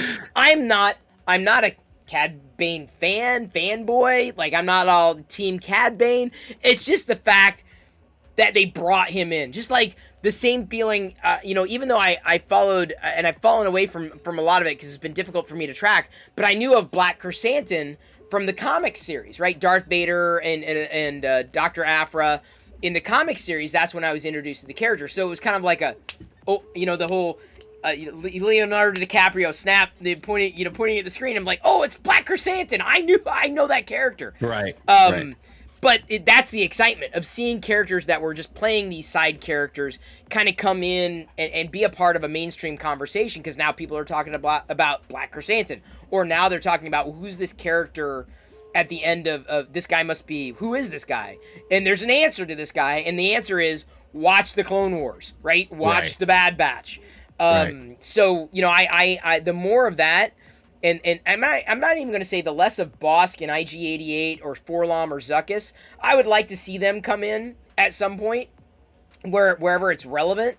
But I like the fact that we're getting new characters that most fans aren't necessarily from. I'm not going to say most fans. Many people are not familiar with because they haven't watched or been participatory in a lot of the Star Wars media that's been out there, which makes it that much more valuable to watch. Yeah. I think Bosk is the one that everybody's kind of hoping maybe they see a little glimpse of, but it, you know, I mean, because we already kind of got with IG-11, we kind of got the IG-88 story. Like these are just a series of mercenary droids that are sent out to go whatever, right? Like they don't have a specific, you know, persona, so to speak, right? So I don't think we need to see IG-88, but I definitely would love to see going forward more of these bounty hunters and I don't know if this is a series finale, if this is a season finale, if I'm kind of guessing, I'm thinking it's more of like a series finale, and we just kind of keep seeing more of these people show up in other shows. Again, a la very MCU, like people, you know, and we see, you know, Cad Bane out there, you know, doing other stuff, and maybe we see Bosk eventually, and Dengar's out there somewhere, you know, potentially doing some stuff. And but I think you're right. I think this is a limited series. I don't know where it would go in a season 2 because so much of season 1 is tied into Mandalorian. Now, it really is. And I'm not saying that's carried the episodes, but like, where's Boba Fett going to go? Right? What's his art? Are we going to see him ruling? How is that going to, I mean, is that going to be interesting? In what way is that going to be interesting?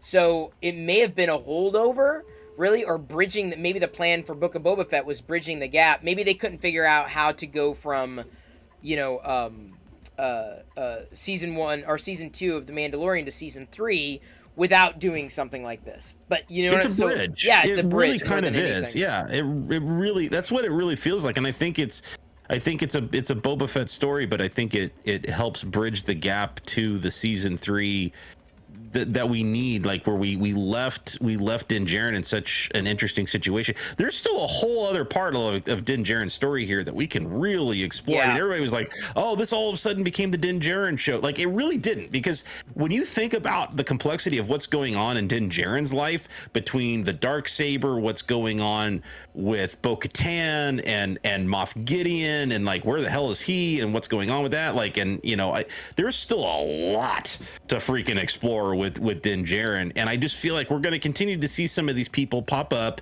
I need help with this, I need help with that. You know, we've got a whole Ahsoka series coming out that's in the same time frame, you know, that who knows what we're going to see going forward with that. Sabine is going to be in play, Ezra is going to be in play. Well, do we know Ezra? I know Sabine has been cast, so right? I don't know if Ezra has. I think Sabine has been cast. I'm fairly confident she has, which again leads me to, Ezra has been cast according to Hollywood in 3D. Great. So now you have to watch Rebels. If you can't go into Ahsoka without watching Rebels. You can't. And this is the same reason why I said to people who are like, well, I'm really not interested in the Book of Boba Fett. You know, the Mos Vespas kind of threw me off. I'm like, oh, okay, well, you know, watch the series. Like, you don't know where it's going to go. Like, it may not, maybe, and I feel the same way about a lot of series. I mean, I'll start watching and going, where's this going? I'm like, and I'll complete it, and maybe I like it, maybe I don't. But it's very difficult to judge a series based upon one episode, because it wasn't designed to be one episode. It was designed to be a series. And so for the people who wrote off Book of Boba Fett, I kind of feel sorry for them. I really do, because I believe we're leading up to a payoff, right? You know, not just let's just forget about Din and Grogu and Cad Bane for a second. Like, we're leading up to a payoff, but we had to have the structure leading before we get to the payoff. What is it? Is it next week?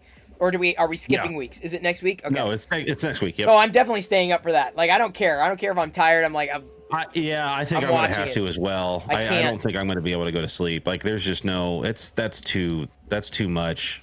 That's too much. Like, that's because what they've already given us for the last, and again, everybody's pointing back at, you know, episode 5 where we got Mando back and all this stuff. But leading up to that, like that fourth episode where his ship was getting pulled into the Rancor pit, and they dropped the seismic Right. shot, and I'm like, this is freaking gold. Yeah. Like, I don't know what, like, this is amazing. This is everything I've wanted in a Boba Fett show right here. Boom. And it was just like every single episode from that moment, they've just been raising the ante and raising the ante. And it's gotten better and better. That's and better my and feeling. better. You know, and I know this is, I'm not even going to say it's popular or unpopular opinion, but it just comes back to me saying it's all Star Wars to me.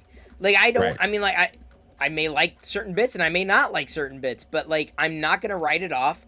I'm going to keep riding the wave. I feel the same way about a lot of MCU shows, and there's some people, their disappointment in specifically like this episode of the Book of Boba Fett is they said it's too much like the MCU, and they meant that as in a pejorative kind of way, like more like not liking it because of that. Right. You know, and bringing in characters and sewing all these series together. But I think that's part of why I enjoy the MCU is that it's not just this one story and then another story and then another story. Is you get more value out of those stories when you have other characters doing other things in other stories. So I've long felt that Star Wars has needed to be more of a perennial franchise and get out of the idea, get people away from the notion that Star Wars is just the movies. And as much as I love seeing Luke, it's more than just Luke Skywalker, right? So it's I don't mind it right now, and I wouldn't mind it indefinitely, but Star Wars has to continue to grow like this. And the best model, for better or for worse, the best model that Star Wars has is the MCU.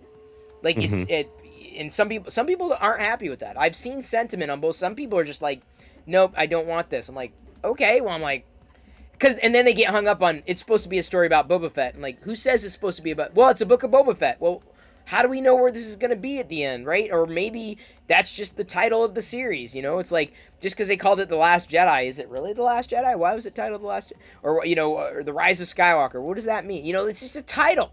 Don't get hung up on a title, such that it ruins your ability or taints your ability to see what's happening before you, right? And that's and so to get beyond film is the thing that I've wanted to happen with Star Wars for quite some time. And I would love it if every episode was like the one that we just watched. I would love it if every series was like The Mandalorian, but at the same time, you'd have people who complained that it's too similar. So you can't, no matter what you do, you can't win. I just say the more Star Wars, the better. That's my humble opinion. I agree. I cannot complain about the amount of good Star Wars that they gave us with these last even 3 episodes.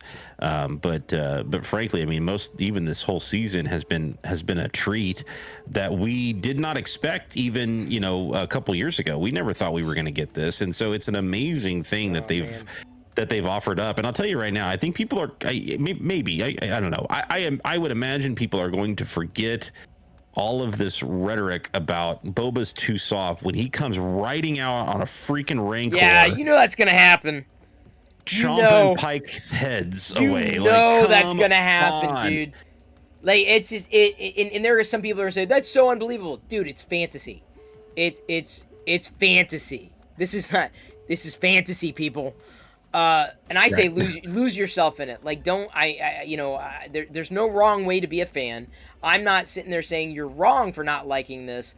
I'm just suggesting that you've kind of got to take a step back and see it as a part of a whole. And this is where it's only going to get, in my humble opinion, it's only going to get better, because this year I think we're getting Kenobi, Andor. We're getting Mando season 3 at the end of the year, correct? And I think Bad Batch again, or Bad Batch season 2. So we're getting 4 other Star Warses this year. I'm pretty sure, if not more. And the way I see it, and I'll say the same thing about the MCU. I want it to be as one thing ends, another one begins. So every week we get a new Star Wars, and every week we get a new MCU. Every week. That's the way I want it for the rest of my life. Oh my God, that'd be great. Asgardian Wookiee. I think not Mochi. It was Moochie. It was implied that Moochie was Jabba's Rancor. Or in for Bad Jabba. Batch. And for Jabba in Bad Batch. And I think they referred to in this episode the Rancor it had a different upbringing, and then of course it also had blinders on, and Muchi could see, so it would have already had an imprint at the time. Yeah, Muchi wasn't blind, because I wondered the same thing. I'm like, are they going to bring that in? That would be incredible, but like even there, just like the Tusken Raiders, right? It was all of a sudden they kind of like they gave a backstory to Muchi, so then you felt bad for the poor beast after Luke has to kill it, right? Like, you feel for the guy crying, his handler crying over him. You know, it's not even just a funny joke anymore. Like, you feel genuinely sad that, like, oh yeah, there was like we saw him as a little baby. Like, that sucks. Pretty much. Filoni, once again, Filoni, you're killing me. I'll take it. The more the merrier. Like, I'm already looking forward to next week, but also not looking forward to next week because there's going to be a dry spell until I think Kenobi's the next one on the calendar, and that's not going to be for a while. Like, So do you think that Grogu's taking the lightsaber or taking the armor? As much as I would love to see Grogu take the lightsaber, and that's the honorable thing to do, he's so incredibly young in the grand scheme of things, and he hasn't been trained, and Luke already had some foreshadowing. I don't think his heart is in it, that it made the chainmail armor may have been kind of the not the last straw, but like kind of the straw that broke the camel's back, if you will, like the thing that just said, all right, I really miss Space Dad, right? And so I think that's going to happen. I think you may be right in the sense that Luke's going to bring Grogu back to Din on Tatooine, potentially Luke fighting the Pikes, tilting the balance of power, running into Boba Fett, and then whatever that exchange is, that's going to be like, what? I do like we're already seeing a choice that Luke is making different than Yoda, than Obi-Wan, where Anakin wasn't really given a choice. Qui-Gon fixed the game. Qui-Gon rigged the game. Right. Luke wasn't really given a choice, because given the choice, Luke was going home. And then his uncle and aunt were killed. So then he had nothing left.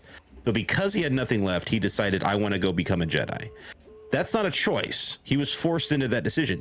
Given the choice, Jedi or home, farm boy or Jedi, he was choosing farm boy. That's what his choice was. So Luke is actually going against all of this and saying, I'm going to give this kid a choice, and I want to see what he chooses. And that's why I honestly think I think it's not even that bad. Like, I think there's going to be a little of a warning, like I said, to Din, like, you got to watch him, like, this may lead to a dark path, but he's giving this kid a choice that he never had and his dad never really had. And I think that's important. It's very important. And that's why I'm saying don't underplay the value of the conversations that Ahsoka was laying down with Din, and the choice that Din made, and the choice that Grogu made, but also the choices that I think are going to be, playing out over the course of the next season of The Mandalorian. Because I'm pretty sure that's coming into focus pretty clearly. That's what it's going to be. It's going to be about making that choice, and the foreshadowing of attachments, and Jedi making attachments, and not doing it the way that this particular Mandalorian sect had been doing. So yeah, I totally agree. It's a choice that Luke never had a chance to make. And for whatever it's worth, sorry, DJ Ord, I don't know how to say your handle out loud. He was playing Cuphead earlier. I was watching him play Cuphead. Yes. Shout out to DJ, if we can, because he's another fellow streamer here. Not to ruin our flow here. I thought it was a great episode, to the point where I wanted to react, and I don't react on these episodes typically. Right, and that's saying something about this episode, is that it struck a chord with you and with so many others, so much so that people are chomping at the bit to discuss and talk about it. And boy, it really, I haven't felt this way about an episode of, frankly, of the Marvel shows, of the Star Wars shows, and except for that end of season 2 of Mando. Right. That was the last time where I was so jacked about a particular episode on the streaming service. But this is This episode, No, this was good. blew Yeah, me away. yeah. This one was, like I said, it was like a mini movie because of everything that was packed into it. Everything, and largely getting lost in the idea that okay, we're seeing Luke again, and we're seeing him in his element, and we saw obviously the splash of Luke at the end of the Mandalorian. But I had mentioned the reason why I mean, it was nice to see Luke. It was nice to see. I just wish I wasn't ripped out of that moment with the Uncanny Valley. So that concern has been completely assuaged with the new hire. Like it bodes very well for the future of Star Wars being able to bring in some of these characters that otherwise would have been lost because of the lack of technology to kind of de-age them, if you will, or bring you into that moment and suspend disbelief. And theoretically, what? I think I saw Fuko. Thought it was Fuko said maybe Luke hands him off to his buddy Han, and Han drops him off at Tatooine or something like that. And of course, my mind's going, "Oh my God, I would love to see another de-aged Han Solo or whatever show up." But I mean, narratively, that makes absolutely it makes no sense. Yeah, that would be fan service. That would be total fan service. That I don't think anything that was done here was out of the realm of realistic for Star Wars, right? Having Cad Bane show up as a hired gun on Tatooine, that's not out of the ordinary. Seeing Ahsoka kind of intervene, between Din and Luke, not odd. Although it was interesting that how Luke said, "Well, I see you again." So Ahsoka's flighty. Ahsoka's not attaching to anything or everybody, or maybe she's staying loose for some other reason. She's attaching herself to Ezra and theoretically. Well, she's going after Thrawn, and maybe she's in the process of because her and Sabine. Oh, sorry. Then we want to talk about spoilers, right? Right. So anyway, there's some stuff that you need to watch in Rebels. A lot of stuff you need to catch up on. So that to me would be an amazing if that's the MacGuffin for Ahsoka. I'm in. I've been waiting all these years for not closure, but like what happened? Right. At the end of that. So. Love it. It's so good. It's all Star Wars. I think I've everything in my head I've dumped out. Everything I've poured out. What about you? This has been an absolutely fantastic conversation, and like you said, this has been. I needed it. I needed a venting or discussion or whatever to just get all of the thoughts out, because I don't have anybody in my house that I can geek around with like this. I know the feeling. Like I'm Cad Bane. Like, oh, it's Ahsoka. No, you don't understand, right?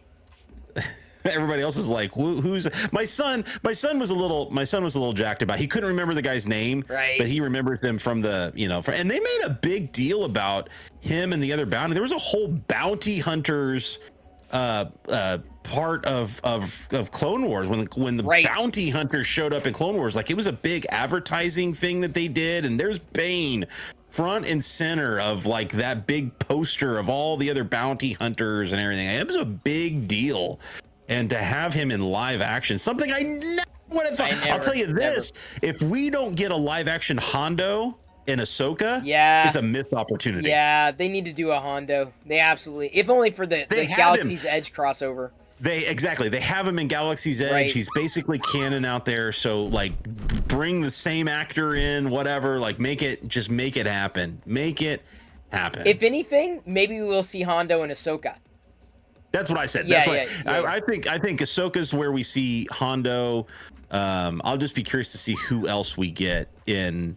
Now that they've pulled some of this stuff off, I'm jacked. Yeah, like dude. Anything, sky's the limit, folks. If you are a Star Wars fan, it is a fantastic time to be alive, folks. It is a fantastic time to be alive, because they're not just giving you fan service. All of these cameos, all of these moments, they mean something. They're not just in it for being in it. They mean something to the story. And that's why right now, everybody that has said that this show jumped the shark to put Mando back in it, come on. This show had that planned out for a long time. It's not like they were reading Twitter and said, "Oh my God, we got to hurry up and put Mando in this." Dude, this has been shot and done for a long time. Yeah. Like, this has always been in the plan. Okay, so there's a reason why, and I think you're going to see it in episode 7, and I think it's a quick, easy lead in at the end of that episode into season 3 of Mando, and I think that's why you have him in that show, and that's why you have Grogu in that show, and plus it sets up Ahsoka leaving to go do her thing again and all that jazz. It makes sense to me. So I don't want to keep you for too much longer. 2 hours. We've been geeking out for like 2 hours on this stuff. I love it.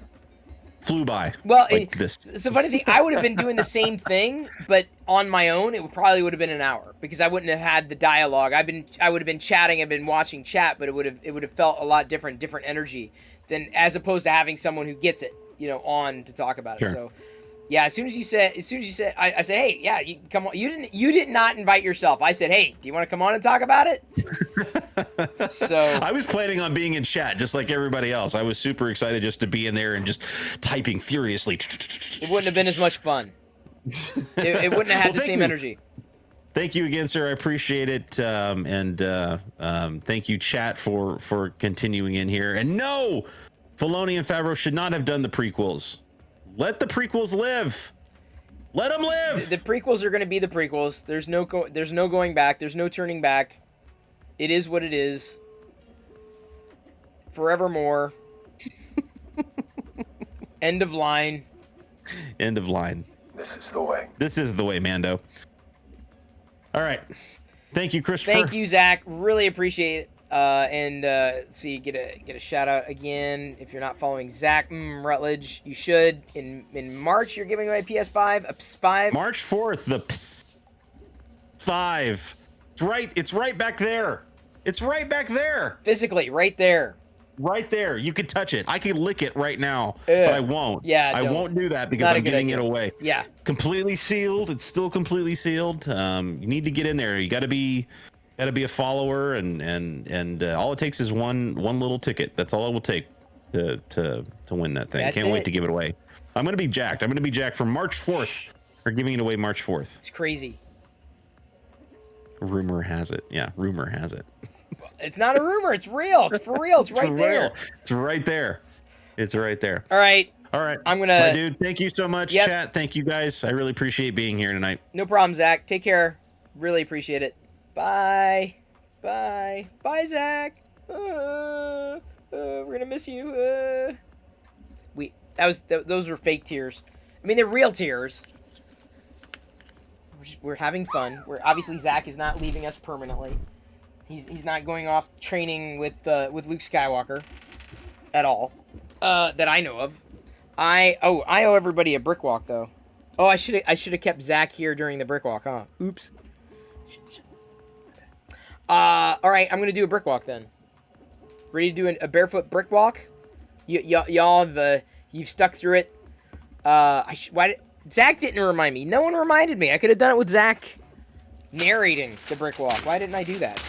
Because I wasn't thinking. That's why. Oh, you'll be laughing from a high. Oh, we could have had a real laughter brick walk here. Actually, it would have worked. Although everyone would have wanted it to go full. The training ball, the training remote, almost done. Oops, almost done printing. What the hell fell? Oh, the helmet. Almost done printing the second side here, and then I'll glue that together. I also have some things that I need to showcase tonight. Let me move this over here. Pick you up. Pick me up.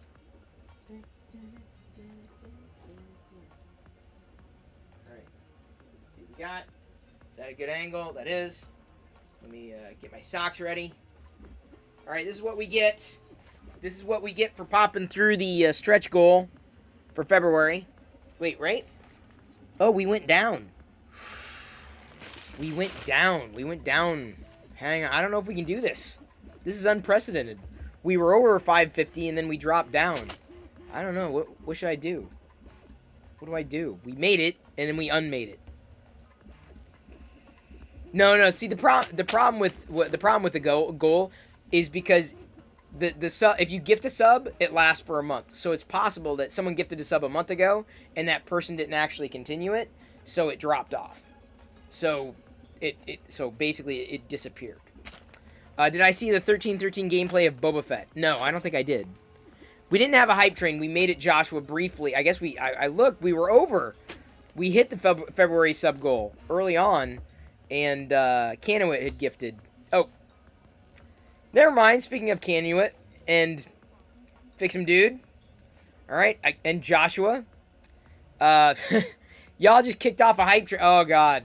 So I may have to do this twice? Now we're on twice again. We may be on twice. Great. Just what I needed. All right.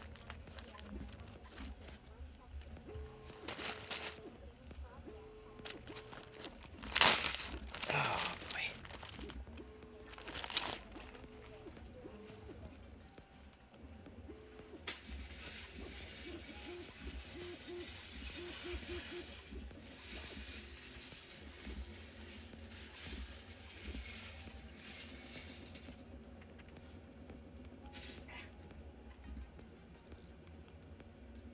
How's that look? Oh boy. Okay. Alright. Okay. Here we go. On a level 2 hype train. Oh so soon. Where can you get the rug? It's a bath mat. A bath rug, I think. I'm not sure if it's still available. Alright, here we go. Oh boy. I will look at that soon. Okay. I'm gonna do this. Only once, though. We did not get through a level 5 hype train earlier, so I'm only going to do this once tonight. Unless you make this next go around, you basically have one more shot tonight at getting me to walk barefoot on the Lego bricks a second time.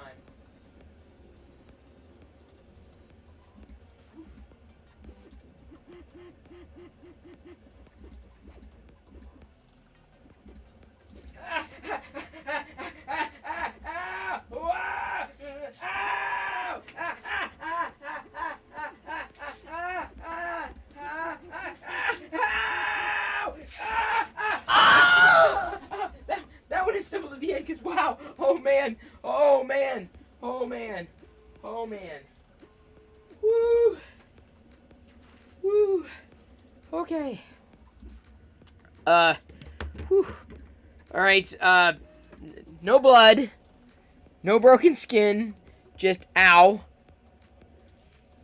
ow, ow. Very much ow. I'll be fine. I will survive. Oh. Give me a second. Give me a second. Gotta quit that. There we go. Next time, do it with Duplo. We still have some Duplo. I don't think I'm gonna go that far. Well, DJ, that's what we do now around here with the level 5 hype trains, and if we hit the sub goals, then we do that. Although, like, we seem to be teetering on this number, so I'm not sure how well, or if we're going to have to adjust that soon enough. I also still have these disgusting candy corn from last night. I opened them, right, for the 100 bits, the cheers. Not sure if those are still going to be good or bad, but I guess I'll say for the hype train, every 100 cheer or so, or every sub or gifted sub is worth 2 candy corn. Every 100 bit cheer is worth 1 candy corn. Because let me tell you, that's just the taste. I haven't even begun to show you the stuff that I've got here on my desk, and I got some stuff. Oh, Brother Bill.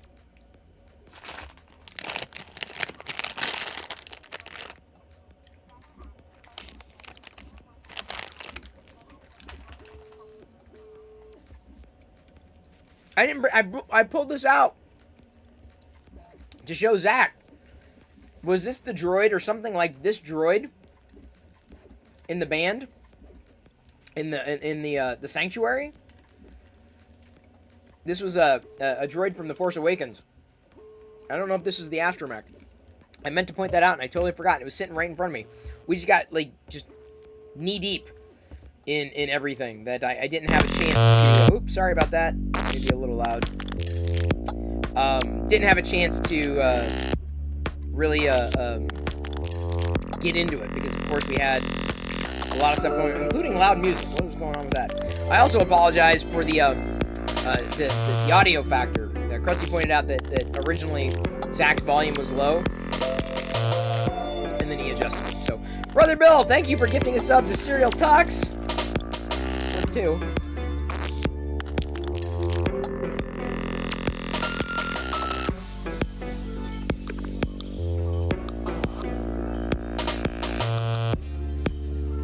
Loud? Is it loud still?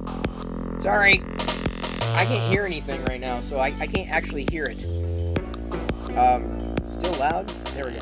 That should be a little better. I want it to support, but I don't want it to overwhelm. Alright, so is Kurt here? I wanted to clear away and do some screen grabs for Discord, potentially. Thank you for helping get the hype train out of the station. Very appreciated. Thankfully, we did not get to level 5, which means I do not have to walk barefoot on Lego bricks again, which is awesome. What is this?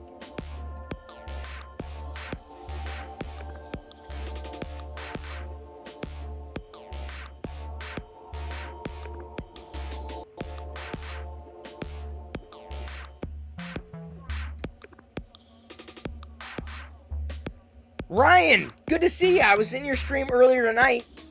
Ryan, like, actually makes gems. Like, in his stream, he's, like, making and crafting. In his stream. Like, he's a I'm not a maker or crafter. I 3D print stuff. But Ryan is an actual maker or crafter. So if you're not following Ryan, he's an amazing follow. I saw, like, the gem that he had. I think it was the gem that you were working on tonight. It was all detailed and stuff. I don't know any of the gem terms. But Ryan 56K, always good for a follow. If you're interested in someone who likes interacting and legitimately crafting, unlike me, who does not legitimately craft. Thank you, Demonocron Grim? Demonocron? Thank you for the follow. Welcome to the Play Shop. We just got done geeking out over the Book of Boba Fett. The Season 2, or Season 1, Episode 6. It was crazy. I mean, I'll go over it again. We talked spoilers all night. I could not wait. I couldn't hold it back. Hey, Project 454. Yes, says Ryan56K. We're finished a ruby that shows a bouquet of flowers. Oh, that's what it was. Incredibly detailed. Incredibly detailed. Mighty Bean's doing a test stream tonight. I wish you luck. I said wuck? It's not really a word. Wishing you luck? I guess we can make it a word. Wuck. I wish you wuck. Yes.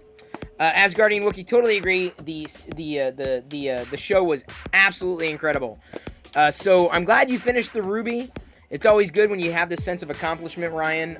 For the people who are joining, like I said, we just finished a discussion with fellow streamer Zach M. Rutledge about the Book of Boba Fett, and right now I'm 3D printing a remote from the episode. Sorry, spoilers. The title definitely says it.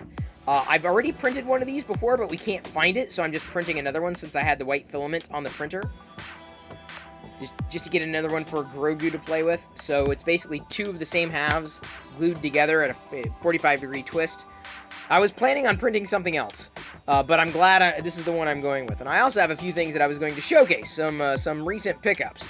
Because I love geeking out, I love chatting, love interacting, so do not expect any kind of gem work from me. I will not be gemming anything. I think is that the term? What you use when you make a gem, you gem it. Is that the right verb? Kurt says should have done the remote in Gurple. You're probably right, but it's just the remote is white, and since I had the white loaded, I'm like, all right, I'm just gonna go white. The Gurple will be going back onto the printer as I do more of these hearts tomorrow. Nice little hearts. These are the kind of stuff I make. I print. I press a button and it prints. Obi-Wan with me. Will you destroy it in water like Grogu did? Probably not. That's not the plan. Hey, Year Lag Tech. Good to see ya. I see. Look, Here, Ryan56K, be my Jedi. Gotta go take care of the wife. No worries, Ryan. I understand how it goes being a streamer myself. Very appreciated you trusting your community with me. How much Gerbil can you possibly have left? I've gone through half the spool. A lot of what I printed is small, though. Like, it's not, like, you know, it is, there's a lot of it, but it's not small. It's not big. So I'm going to probably continue to do a few more of the figures in this Gerbil, smaller things like the coins that I would like to do. Maybe even the Republic credits. I'll do those again because I think that will look great with the gold and the purple as that sheen, right? Even though purple wouldn't necessarily be the first choice for something against gold, it does work out really, really well. It's also not like you're doing 100%. No, I'm doing just 15%. 10% I would have been a little nervous with, but I'm like, 15% will be just fine. Serial Tux asks where I got the filament. I mean, you can get this kind of filament over on Amazon. Matter Hackers happens to be selling it, or happen to sell it. It's actually a gift. I won it in a contest from, not contest, sorry, a giveaway over on the Zolon's channel. So it's purple, it's gold, it's Gerbil. I call it Gerbil. And so I've been printing, you know, different figures, different items, and plan on doing, I was going to do the BB-8s. I did some last night in this white, because last night the way I printed these is that I had white as the top layer. So the bottom layer was the Gerbil color, gold, purple, and then the white is the one on top. So that's the one that was spooled up. So everything's just, it's happening for a reason. This is the way it's going to be playing out. So I'm going to be, after this particular white, I believe, tomorrow I'm going to print up more of the hearts, although I cannot find, I don't know, everything's just getting, I don't know where the hell it went, but I had a bag of hearts. I had a bag of these hearts somewhere, and I can't find them now. I may have put them somewhere. I'm like, oh, I'll just grab them the next time I print, but they will show up. Yes, there is a Dooku break in my heart. Where is it? I'm not sure I can find it right now, but there's a you are revving me up. Okay, so it's just filament that has two colors blended. It is Serial Tux. I could not do anything fancy. So, are we ready? Are we ready for me to showcase some stuff? You first thought it was pearl filament, gold with purple shine. No, it's not. It's more of a, they call it a silk kind of filament, I guess. Just finished Book of Boba Fett. Wow, what an episode. Zero Cool! Okay, now Zero Cool, you gotta rewind the conversation. I'll be posting it to YouTube as well. You gotta rewind and watch the conversation that I just had with Zach, because it was that awesome. You have Rainbow Silk. I don't have Rainbow Silk yet. They do have it, though. I know that exists. Hasbro Post just told me Revan shipped. Nice, Dark Toiler. How's that for timing? I still need to see it, but it's okay to spoil it. Well, Joshua XP, if you've been listening, it's definitely been spoiled. Like, there's no doubt. So here we go. Let me show you some stuff that I got. I showed this very briefly with Zach, because he mentioned, he said Slave 1, but it's officially a Fire Spray class ship. This is Boba Fett's starship. Oh, let me tilt it so you're not getting a glare. That's kind of important. Everyone can glare at it if you want. But I do have the Lego set. Got it at... Wait, is Kurt... Did I see if Kurt was here? Do I know if Kurt is here? I should have checked. Nerdy Curie says, "Oh yeah, shiny Lego, you're back. Oh, you may have missed some amazing conversations. You may have missed. So there's that one. And by the way, all these, I'm not sure if, let me check. They should be posted over onto, yep, Kurt's here. I checked the Cantina over on Discord. Feel free to join the Discord if you want to stay up to date on that. So there's that set, 20% off. Then I went thrifting today and found this for, well, officially $2. It's used. It doesn't look like it's complete. Make your own movie, 100% official Lego guide to stop motion animation. But I got it because it came with these minifigures. So this for maybe, it's 30% off, $1.99, because I had a coupon, 30% off books. And so I got this for like whatever 30% off $1.99 is, less than $2. So for 1, 2, 3, about 4 or 5 minifigure bases, is solid. Like, really good. $1.40. So there you go. For minifigures. I'm like, okay, sure. And then if anything, you know, I can hold on to the book and then give it to Jedi. You know, she's learning how to, this is how you basically do brick films, right? You can do stop motion animations with this, with a phone or a camera. So this is a nice thing to have, even without the minifigures, because she's got plenty of the minifigures. Thank you, Fix'em Dude. Kurt, he's our man. If he can't screenshot it, no one can. Oh, really? He's the only person capable? Thank you, Nerdy Curious, for hanging, and good. I'm glad that Zach continues to hang out. That's one thing I was going to show, or two things I was going to show you. The other things I was going to show you are, can I have, I guess maybe that's it for that. I was going to use the other camera, but then I set it up for Zach. Not a big deal. I have something that's going to upset Loyal Moses. So, are we, do I have a tray to set this stuff on? I'm looking around. I got, alright, let's do it this way. I got the Lego bag. I'm gonna stick them in the bag, and then I'm gonna pull them out of the bag. And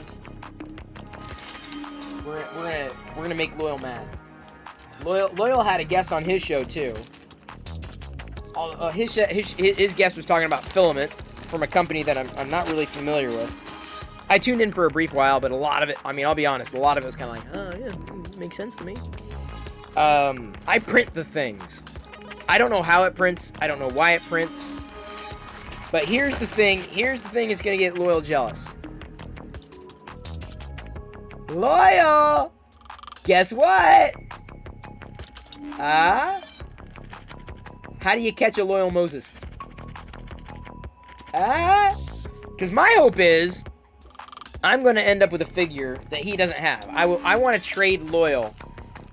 I want to get to the point where I can trade Loyal. Like, he'll have something I want, I have something he wants, and then I'll trade him. So, I got this deal. I've been passing by, for whatever it's worth, I've been passing a lot of the deals on to Loyal. The ones that I find, I'm like, oh, Loyal might like this. So he basically gets first pick. You Loyal mosey over it? Your new bikini? No. Anyway, got me some vintage Star Wars figures. It's not a bad day. It's not a bad day when you get to talk with Zach about Star Wars, and it's an amazing day anytime you get a Star Wars figure. So this one, I wouldn't call it beater, but it definitely needs a little cleaned up. So that's one. Y'all were name checking Bosk. I almost pulled him out when you were someone was mentioning Bosk earlier in relation to the Mandalorian. Oh, hang on. Liz has got a clip. Hang on. That was incredible chat. Oh, no problem, Avaline. Oh, you were at work. Oh, well, I'm planning on uploading it to my YouTube channel. The one that nobody ever watches anymore. Alright, hang on. So I'm going to tweet this out. Tease him. Thank you, Liz, for that clip. Oh! We need to remember, did we get a clip of Ryan 56K with the raid? I want to try to remember that. I'm trying to get that out on when people raid. I'm trying to remember to do that and post it on Twitter to tag. How to catch a Loyal Moses. There we go. Thank you, Liz. Fun. Oh, you sent that? Thank you. I appreciate it. Did I see the tweet from Loyal? Yeah, I saw it. He's like talking at the camera is like talking to a friend now. He put my face on his camera because that was my tip. Pretend like you're talking to a person. So it's my face. It's hilarious, dude. It is hilarious. Boba Fett, episode 6, 45 minutes. Chris and Zach chat, 2 hours. Dude, I'm telling you, there's a lot to unpack. I got an IG-88. Yeah. I got this in one haul. It was from a group. I passed Loyal all the good deals, though. It was a good deal, I feel, but, like, I get Loyal, like, basically first pick. Emperor's a little worse for wear, but the beauty of this Emperor is that it probably came in the mail. A mail-in Emperor. That's how I got my Emperor. This Luke, and I remember this Luke. Not my favorite Luke. It's very, very difficult to find this particular Luke in very good condition. Like in prime condition. Very, very, very, very difficult. Here's another mail-in figure. I forgot what the name of the gunslinger shot the marshal. Cad Bane? Sorry, hang on. Let me balance it right. The problem sometimes with holding things up to the camera is that I gotta make sure that you can see it without cropping or getting too close to the edge. Admiral Akbar could have very well been a mail-in figure as well. This Leia is actually stellar shape. Like, I was really surprised in this package. Like, she's in really good shape. I'm not sure if I noticed any rubs. Really good limbs. Good paint job. Really good one. Leia. This commander, and sometimes I like getting the Hoth characters, if only to throw in the AT-AT. So that, and I think I don't know if I still have them, the AT-AT downstairs, but then when it snows, to be able to pull it out, and you have all the snow characters in there. I got a Bib Fortuna that does not have the cape. There's nothing special about these. They're not, they're not beaters, but they're going into the collection. The kids actually played with the figures, seemingly, but they're in good shape. Like, this Chewbacca is in prime shape. Like, I'm really impressed. Chewbacca, I don't think if it was played with, I'd be surprised. Imagine how many adventures those worn minifigures had with the kids. That's what I'm saying. Oh, Cine Up is just finished watching. You missed a 2-hour discussion with Zach. Victorious! We just got done. I mean, I'll be happy to talk about this stuff again. I talked for 2 hours with Zach Rutledge about episode 6 of the Book of Boba Fett. It was that good. I don't do reactions. I think a lot of them are throwaway, clickbait. But this one absolutely warranted discussion. Neen Num? There you go, Liz. Gotcha, Neen Num. Are you saying, Victorious, was this week's episode of the Book of Boba Fett amazing or what? Like, they nailed every bit of it. Like, from the perfection of how they rendered Luke, to Cad Bane showing up, to just everything. To the training, I mean, to Ahsoka, to R2, like, everything. All right, Victorious. Victorious says she knows. By the way, can we get a shout out for Victorious? Victorious, you think you know? We were talking about our ideas of what might happen. What do you think is going to happen? Because it could go several ways.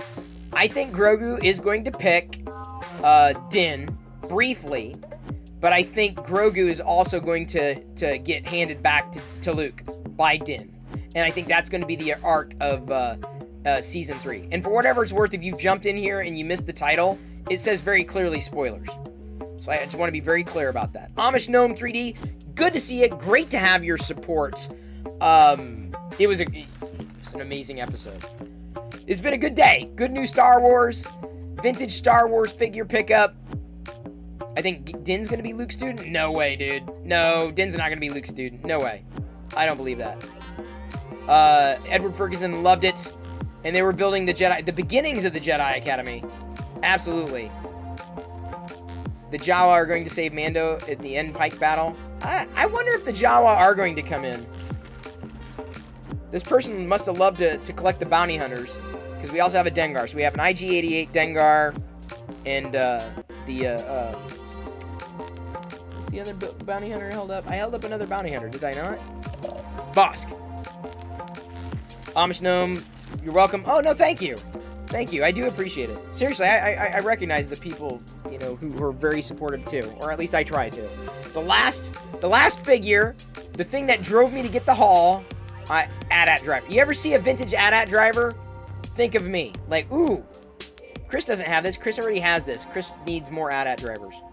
Okay? That's the way it's going to be. Victoria says, I think he's going to pick the Beskar, yes, and then Luke will take him to Tatooine and then realize there's a war going on and fight them because Tatooine is his home planet. So, Victorious, I forgot about the home planet thing, but that was basically the posit that Zach made as well, is that's how it's going to play out. The most interesting part of that is not that it's Luke's home planet, but the last time Luke saw Boba Fett was when Luke was trying to fight Boba Fett. And now the next time Luke is fighting alongside Boba Fett. So that to me is layered. That to me just sounds very, very, very compelling. You want to talk about an amazing build-up? Like, okay, so think about this, right? We've seen the Book of Boba Fett, and a lot of people are kind of disillusioned. They're like, Book of Boba Fett, blah, blah, blah, blah. No. Like, it's all about where Boba Fett ends up. And he's ended up in a different place than he was where we thought he was or where we've seen him before, right? And so now we've seen this arc, and so now this, to me, if Luke basically resolves any kind of grudge that he had with Boba Fett, this is a chance to really show Boba Fett's arc of moving from bounty hunter to a respectable leader, right? He has to earn his keep, but he's not like he's doing it in a respectful way. So it's not even a full circle, but it's more like it's an arc. It's less a circle and it's more an arc. And I think that's a perfect way of ending the series, if not the season. I think they'll put their difference aside for Tatooine. That's what I'm saying, Victorious. I think that's exactly what's going to happen. And by the way, Victorious plays the Old Republic here. Another huge fan of Star Wars. I'm not sure if she's as into the figures as I am, especially the vintage Star Wars figures. Can't be denied. Yeah, I do wonder, who's going to battle the Pikes here. Now, speaking of the Book of Boba Fett, here's what I'm printing tonight. Where's the other half? Dude. Oh, here. I wasn't planning on printing the training remote, but now I am.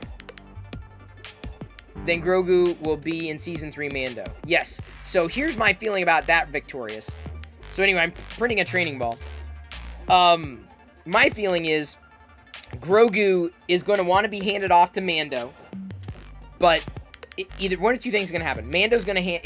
If this is the way it plays out, Mando's either going to hand Grogu back to Luke at the end of the Boba Fett episode, or that's the lead-in for the arc of Season 3, where Mando is taking care of Grogu. They have adventures, but then they realize, or at least Mando realizes, that Grogu needs to have the training. Because I think Grogu's power is unrestrained, and that's dangerous. And I think Mando already kind of sees that, but I think he's going to see that come to fruition in Season 3, and then ultimately, not in the quote unquote right way, but in a way that feels less rushed than it did at the end of Season 2 Mandalorian. So at the end of Season 3, Luke is basically going to, or Grogu's going to go back to Luke, and they're both going to, like, Grogu and Mando are going to realize, this is good for you. You need this, and we will, maybe after your training, come and find me. Please come and find me. Because that's unwritten, but he has to have training.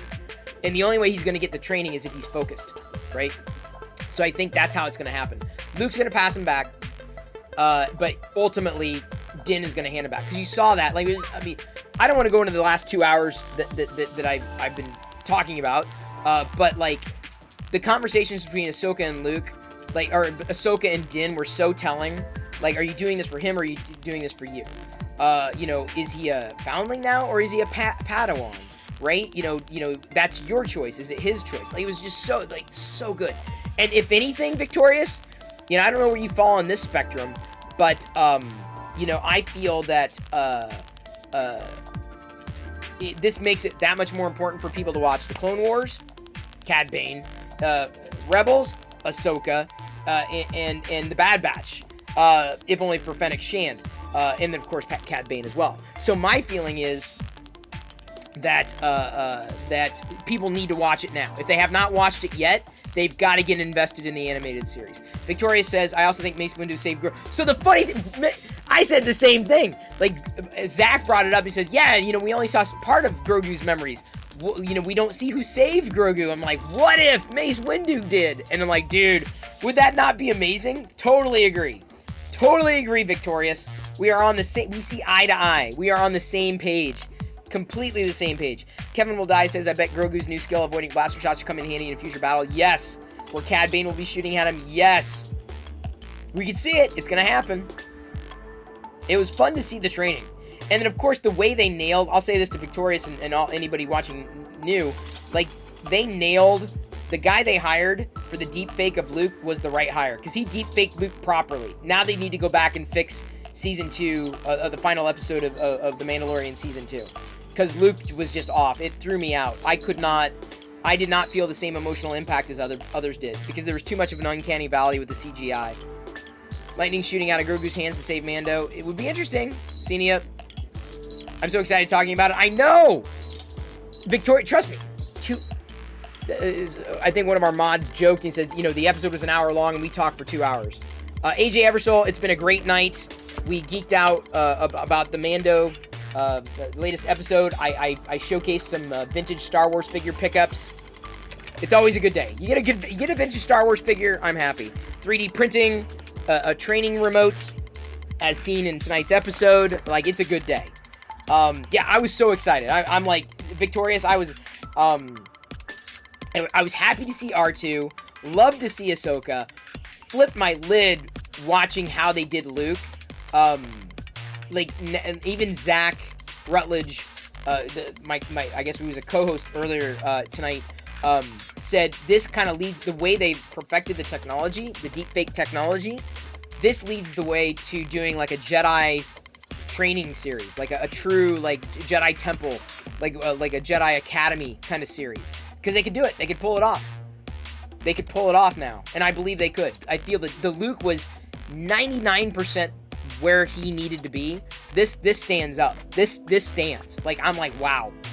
And then Cad Bane at the end, I'm like, I was flipping out. Flipping out. So many possibilities. I know, Senia, it was exciting.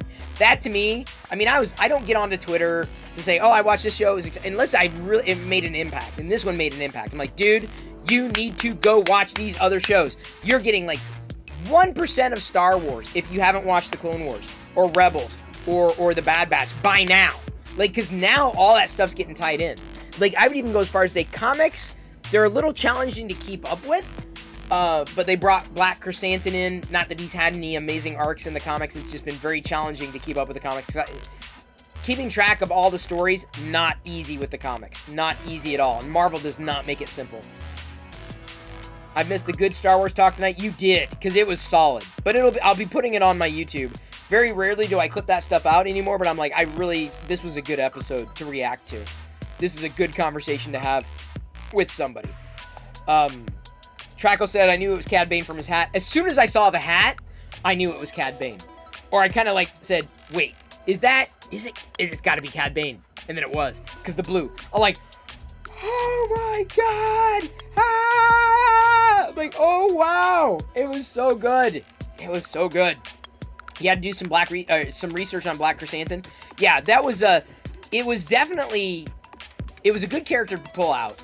I believe Dr. Aphra would be an amazing series to put into live action and potentially bring in elements of the comics, but I don't think you need to know Black Chrysanthemum's backstory to see that he's going to potentially be an amazing character to have in Star Wars fandom. It's not, and I think that's the way I've appreciated the way Lucasfilm has been treating the comics. Is kind of like, test cases, like this might be an interesting story, this might be an interesting character, but not critical. The shows, critical. The comics, supportive. Right? Nice to have, not absolute must have. That's my feeling. Deepfake technology worries me outside the studios. Yeah. Well, Senia, the story, I mean, I think you know the story, right? The guy who did, after they did Luke in the Mando season finale, I liked the season finale, but it lost the emotional impact because Luke looked fake. He looked fake. I'm like, it just hurt. It hurt more than anything. I'm like, yeah. So some guy did it. He posted the deep fake to the internet, and then Lucasfilm hired him. If they had not hired that guy, this episode would have sucked. Not joking. I'm going to go on record to say, if they would have done the same kind of deep fake, that they did on Luke prior, or Leia, or Tarkin in Rogue One. Tarkin was better than Leia. Leia was not good. The Uncanny Valley just takes me right, and I would have been snapped at. I'm like, yeah, it was fun, but it just didn't look real. But this, I mean, I watched it twice, and I mean, there were some moments like, yeah, it could have been a little better, but it was 99% of the way there, as far as I'm concerned with Luke. Was Moff Gideon the first film deep fake? Moff Gideon wasn't a fake. You're thinking Moff Tarkin. I don't know if he was the first deep fake, though. For Star Wars, yes. Yeah, they nailed Luke. So let me ask, if Victorious is still here, what was your favorite part of this? It's so hard to pick a favorite part. It's so hard to pick a favorite part. It's either gonna be Cad Bane or the training of Grogu, because the training of Grogu is just so like it was poetry, right? As George Lucas said, right? It was Luke being trained by Yoda, but Luke was training, potentially the same from Yoda's species. So I mean, there were elements that it's so hard to pick a favorite moment. So hard. Amish says, "Wow, I don't get an invite to talk book. You're here. Here's the thing. I was tweeting about it, and Zach he had responded, Amish, and shout out to Amish Ace, by the way, and to Senia, but that didn't happen. But he replied on Twitter earlier. I'm like, hey, do you want to jump on? I didn't make the invitation. He didn't invite himself. I'm like, he was ready to just go. I'm like, yeah, it'd be great to have a conversation with somebody else. Because there's so much energy around it, so much to talk about. Haven't even mentioned the vision of the Clone Wars. Exactly, Trackles. And that's just the beginning. We're just skimming the surface with that stuff. Skimming the surface. Not even beginning. So yeah, it was this was a really good episode. Enough for me to like I said, enough for me to react. Now I know everybody else is like, everybody's trying to grab their I'm sure Cad Bane figures are going for extraordinary amounts of money. Now we need a new Cad Bane figure. Although they did recently release one, the Black Series Cad Bane. I don't know if we've seen a vintage collection Cad Bane in a while. I'd like to see that. Any thoughts on Groundhog Day? Yeah, more weeks of winter, I'm happy. Go check eBay, good luck. I've got a few Cad Banes, so I'm pretty set there. I'd like to see a new Cad Bane, don't get me wrong. A Tatooine Cad Bane or something. In the vintage collection, that would be nice to have. I'd love to have a retro Cad Bane too. They did Cad Bane perfect. I agree. You're so on Ahsoka? I'm good with Ahsoka. I'm good. Ahsoka was fine. I'd like to see... I can't wait to see Ahsoka in her own series, though. I really can't. I can't wait to see everybody in their own everything. Anything. Star Wars. All it... Inject it into my veins! I will take it. And I'll step back and say, it's less episodic for me, and it's just all Star Wars. That's all. It's all Star Wars to me. There's no real in between. It's very much to me a value of knowing one bit of a story and sewing it together with another story. All that. Dude, Trackles, there's no way that's right. The Cad Bane figures should sell for even now after this episode, they'll sell for far less than that. Guaranteed, you can get a Cad Bane for cheaper than that. Because there was a special edition Cad Bane too, and that may be the one you're thinking about. There was a special edition Cad Bane. Because right now you can get a Cad Bane on eBay for like $25, or Entertainment Earth has a Cad Bane for like $22. So like that's a pre-order Cad Bane at that. So Cad Bane has been out for a while. There's nothing new there. Thank you, by the way, for the follow. Good to see you. Welcome to the Play Shop, Crook. Happy to have you here. We're geeking out about whatever we're geeking. Right now, it's about the Book of Boba Fett. Go figure. Surprise. What droid are you 3D printing? Oh, it's not a droid, AJ Eversoul. In this episode, and you've seen him before, but the training remotes. Oh, we've got a blue. Okay. So these are going to be glued together. This is the training remote that Grogu destroyed in this episode. It's not a cereal bowl. There's your blue. So it'll get glued together, and then Grogu gets to play with it. I guess because I can, and because I had the white filament on the it's spooled up anyway from last night's Star Wars hearts from Fix 'em Dude.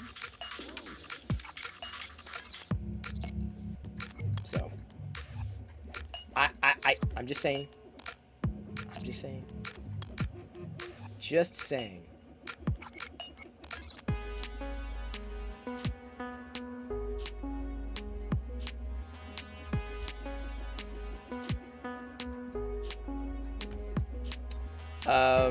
Nice. I agree. We only get 2 more episodes. No, 1. This was the penultimate episode, Senia. This next week is the last book of Boba Fett. And then the next Star Wars we get is Kenobi? Yeah? Am I right? Kenobi? Am I wrong? I could be wrong.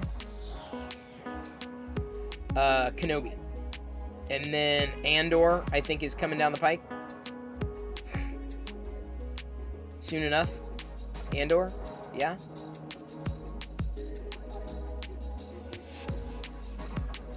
We got a lot of Star Wars coming.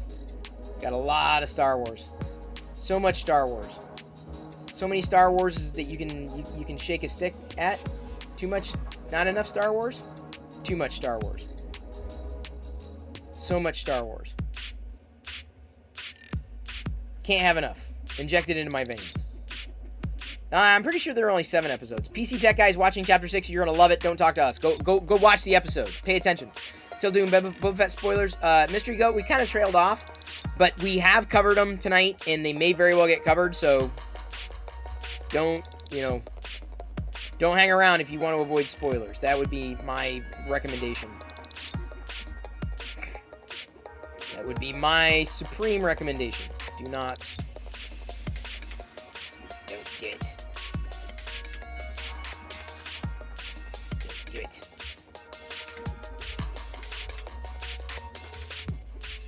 I don't know how people could function with the internet and all the spoilers flying around. Too much. It's nerve-wracking with all the spoilers. Because trust me, things have been spoiled. Things have been and will be spoiled.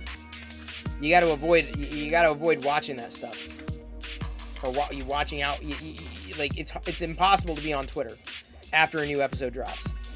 You stay off social media. I try to, and then I'm like, inevitably I forget, and then like, and then it pops up. I'm like, oh man, dang it, I forgot. I totally forgot. How could I have forgotten? Oops. Oh, by the way, I don't know what I'm gonna do yet. And this would be a good community to ask.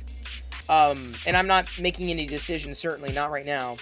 But I was invited to a Twitter communities, so I can set up a Twitter community on one topic or another. So my question is, and admittedly this is a bit biased, but I'm going to ask on Twitter too. What should I make that community about? And I'm feeling I should make the community about Star Wars.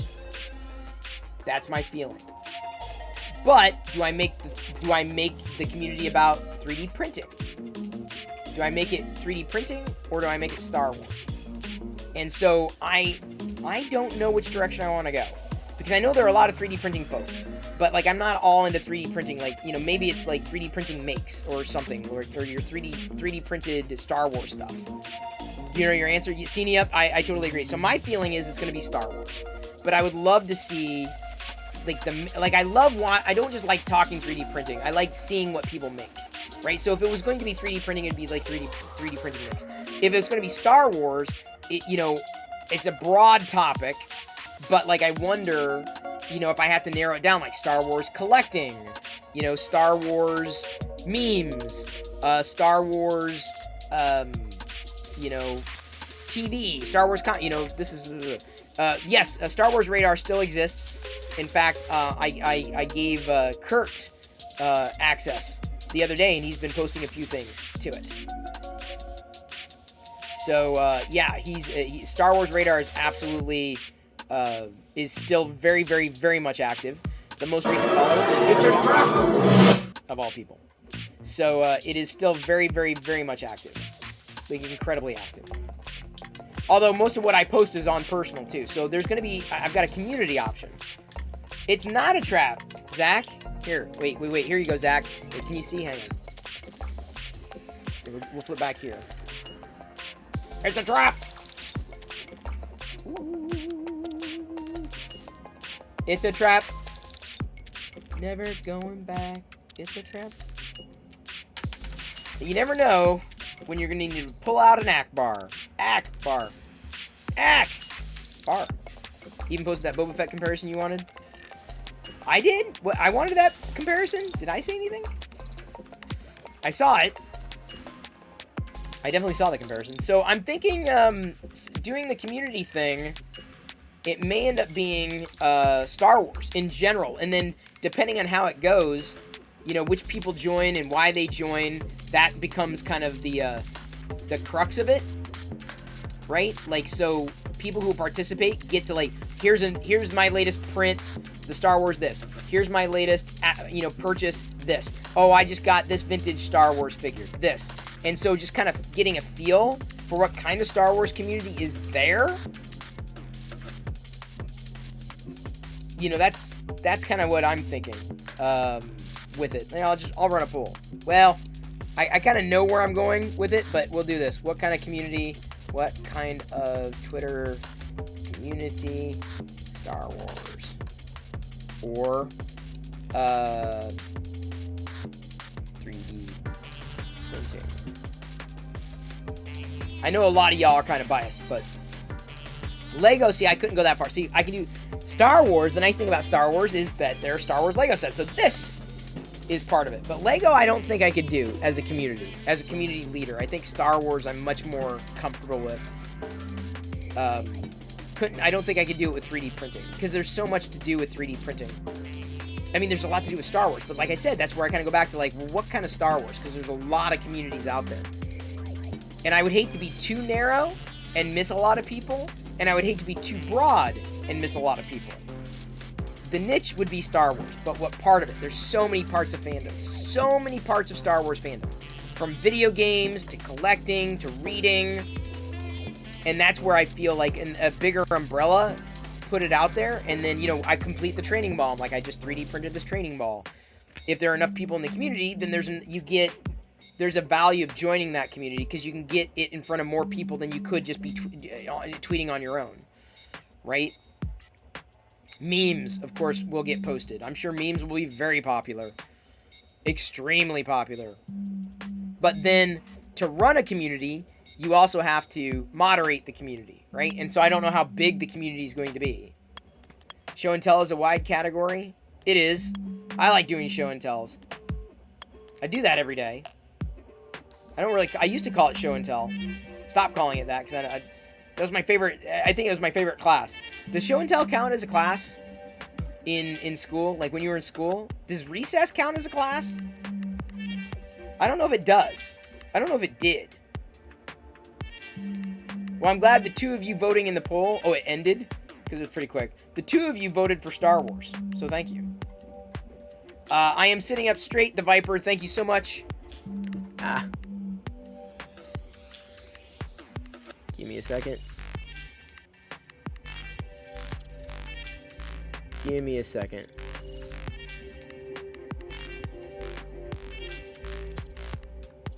I missed something. Oh, what is going on here?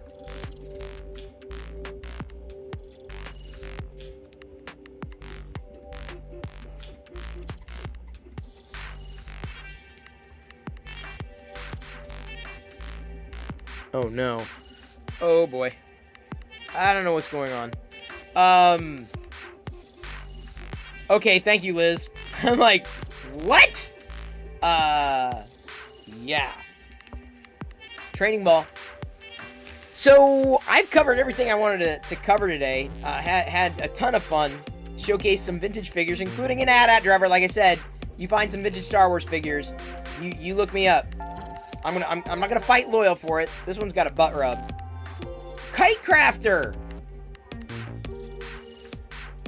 Kite Crafter. So I was in Kite Crafter stream earlier. Thank you for the raid, Kite Crafter. I was in Kite Crafter stream. The cool thing, Kite Crafter, like, I geek out. I feel I'm a nerd, but I feel like not a nerd in the presence of Kite Crafter, because Kite Crafter has the ability for you to go into his stream and type in commands and actually, like, play sound effects and light effects in his actual workshop. I don't have that feature. Like, you can play a sound effect and it's all virtual and digital, but Kite Crafter, he's the real deal. Like, this is all I do here is I mess around. I'm 3D printing, right? And right now I'm 3D printing a training remote. I'm printing the other half. If you watched the Book of Boba Fett episode, you would have seen this. Yes, the raid definitely worked, Kite Crafter. I appreciate it. I am honored. Thank you for trusting your community with me and us. We'll make it fun. So I 3D print Star Wars stuff. I also collect Star Wars stuff. So I got some vintage Star Wars figures in a recent haul, including an Emperor. I've scanned some objects and printed them out. This is a Gerpel, or gold purple guard, scanned from an Emperor's Royal Guard using the EM3D app on iOS, made by another a member of the community, Ethan's dad 3D. I put together the little figures. Right, I was printing in the Gerpel filament, so that's why I've got what I have at arm's length right now. That's what I'm latching onto. Kite Crafter, the filament is fun. It's a silk filament, so I'm just learning how to do it. I'm not an expert. I am not a hardware guy. I enjoy what technology does. I love what it enables. So, like, when I see someone like you've got the commands all set up in your stream, I'm like, wow, that's really cool. That's really cool. Kite Crafter is the Twitch software guy. Is he? Is it Abadu? Is that how I say your handle? I'm not quite sure if it is. It might be. But anyway, welcome to the Play Shop. Appreciate having you here.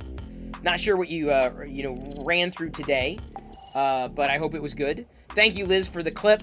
I'll be posting the raid clips on my Twitter later, because we've had a few raids. I'm starting to do that now with the raids. I would like to start doing that because it's just a nice way to dovetail and say thank you on Twitter for, hey, thank you for the raid, and this is the moment it happened. If you're on Twitter, then you get, if I know you're on Twitter, then you get tagged, that kind of thing. Am I into Star Wars? Nah, not really, just barely. Honestly, I might watch it once. This is it's a Gerpel, I call it Gerpel, gold purple quantum filament, although I guess this is, it was, Matter Hackers doesn't make it, they just resell it. The Viper, oh, I'm sorry to hear you're not feeling well, the Viper, but my recommendation, the Viper, watch the latest episode of the Book of Boba Fett, then go back and watch the discussion I had with Zach Rutledge earlier tonight. We talked for 2 hours. That is going to be clipped out and posted over to my YouTube channel. Because I'm like, well, I might as well put it somewhere. I mean, I upload the archives in totality, but that was a specific discussion that I thought was warranted to kind of carve out and document that way. A 2-hour discussion. Adding 3 more shelves with another 7 meter of LEDs. Wow. See, these are just like, I don't have anything remote control. I have nothing connected to anything. I'm not an electric guy. I'm an absolute noob. Or as I said to, who did I say this to the other day? I said, I'm a hardware idiot. I'm just not that at all. Loyal, thank you for the host. Appreciate that. Loyal, I was trying to catch you. Shout out to Loyal for the host. Not sure if you raided somebody else or this is the raid. I'm like, two's usually with the host, so that's great. Got some Star Wars figures here. Oh, you're raiding everyone. That's a smart way of doing it, Loyal. Spreading the love. I'm trying to tempt you. Got a pickup here. I want to get figures that you don't have yet, so that I have to trade you. I think you already have some of these. But the one I can't trade, it would be very difficult, is an AT-AT. I don't care what kind of condition. Like, there's just something about the AT-AT drivers. This was basically, not this one, but this was the first figure type that I had, the AT-AT driver. Stormtrooper's definitely beaten. Probably needs a good washing. Probably full with I'm getting all the germs everywhere. Better wash my hands, huh? Oops. I should do that. Thank you for the host, Loyal. I do appreciate that. You missed an amazing discussion between Zach and I on this episode of the Book of Boba Fett. Now, I think you are in the middle of watching the Clone Wars. Have you started the Clone Wars, Loyal? Yeah, Chris is patient 0 for vintage. Actually, here, I can pull out. I've got some wipes. I'll just clean them that way. There are ways of cleaning figures. There's a process for them. Not like this, but... here, just start discussing it. No, Loyal, I'm not gonna... 2 hours long. That was Trust me, it was fun, but I'm not gonna repeat it. That's why it was archived. I don't even know if half this dirt is gonna be coming off. Just needs a little cleaning. Not toothpaste. It's just a wipe that I use on my on the printer for the printer. Your first Star Wars toys C-3PO the X-Wing fighter for your 5th birthday. It's shocking you remember. You claim the Neen Yum? I don't know. Liz wants a Neen Num. Loyal. Have you seen an extra Neen Num for Liz's birthday? She's looking for a Neen Num. This could have been a mail-away Neen Num. It's really hard. I mean, I'm telling you, there's certain things I'm like, yeah, it doesn't matter. Certain things, but a vintage Star Wars figure, I'm like, ooh. I did, Loyal. I did see your camera on Twitter. I laughed. I don't know if I'm a permanent exhibit. That's hilarious. I also retweeted, so I thought it was funny. Did you see my tweet, Loyal? Did you see my tweet? That's the question. I don't think you have. Loyal's all like, did you see my tweet? Huh? Did you see it? Did you see the picture? Did you see? Loyal, did you see my video? Did you? Did you? Did you? Huh? Huh? Did you? Did you, Loyal? Did you? I don't think you did. I'm calling you out. Cleaning my stormtrooper. Cleaning my stormtrooper. He's cleaned. Not quite beat her. Can't have enough stormtroopers. Army builders. I don't necessarily chase them down. But when they come as a part of a good haul, decent haul, I'm like, yeah, why not? Wow, Chapter 6. I told you, PC Tech guy. Chapter 6 starts off good and just gets better and better and better and better and better and better and better and better. Like, that is Chapter 6 in a nutshell. Like, how are they going to beat that? Like, Chapter 5 was great. Chapter 6 was outstanding. Like, there was so much to unpack. So much to unpack. And you got... Okay, here's the thing. If you have not yet watched... I sound like a broken record at this point. If you've not yet watched the Clone Wars and Rebels and the Bad Batch, stop waiting. Stop waiting. All right, we got a charades. Give me a second. I'm cleaning this trooper. Hopefully it doesn't go off. Seems like there's gunk on that. This is a very dirty figure. Dirty. You're so dirty. When is the Bad Batch next season? I'm pretty sure it's later this year. Fairly confident it's later this year. More than confident. Do. Gonna clean my stormtrooper. Do. Gonna clean up my stormtrooper. Do. Gonna clean up my stormtrooper.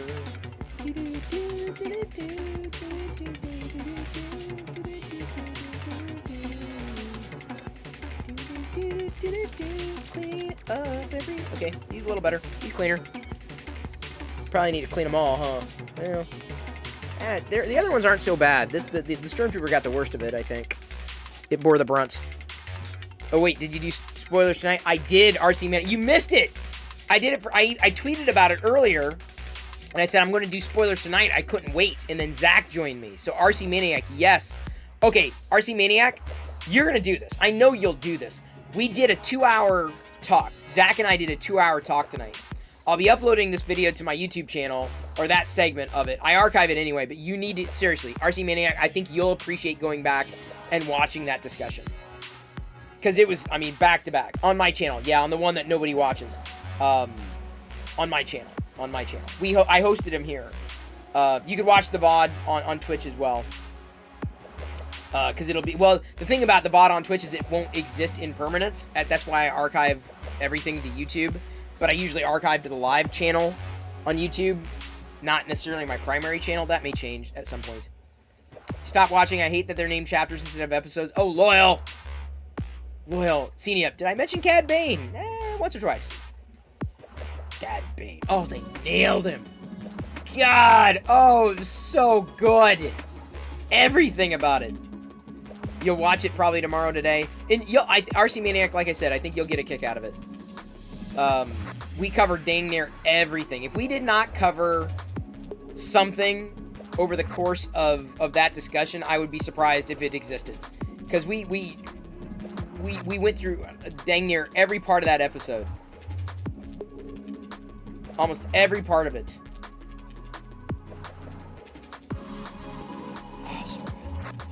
And I know, like I said, I'm sure I'm gonna sound like even more of a broken record after the final episode. None of us saw Clone Wars, so we didn't know who Cad was. Only the name from Wikipedia. Oh, RC Maniac. Then you're gonna hear me, because I've said this so many times tonight, I should get it on a t-shirt. You need to go back, and you need to watch the Clone Wars, and Rebels, and the Bad Batch. And. You don't understand Ahsoka, and you won't understand her journey unless you've seen the Clone Wars and Rebels. You won't understand Cad Bane unless you've seen the Clone Wars and the Bad Batch. You won't. There's Fennec Shan, Bad Batch. Like, there's so many things. There's so much crossover now. There's so much crossover. Just take it one episode at a time. Senia, I'm with you. They're all worth watching. It's all Star Wars. You get so much backstory. So much value. So much valuable backstory. So much. And I feel the animation stands the test of time. I'm feeling good about the animation. I have no problem with the animations. Like, because some styles don't really age well. But this episode aged very, very well. Very, very well. I'm sorry, the Clone Wars series, the episodes aged very, very well. Hang on, wait, is this... I am Boba Fett. I am Boba Fett. There we go. Thank you, Kurt. That's exactly what I wanted. This is exactly what I wanted, Kurt. You edited it. That's exactly what I wanted. That's exactly it. Thank you. Here's the tweet, everybody. This is the tweet. Check out Kurt's tweet from Star Wars Radar. Give it a retweet. Oh, actually, I think I accidentally retweeted from Star Wars Radar. Oops, I need to unretweet that. That's exactly what I was looking for.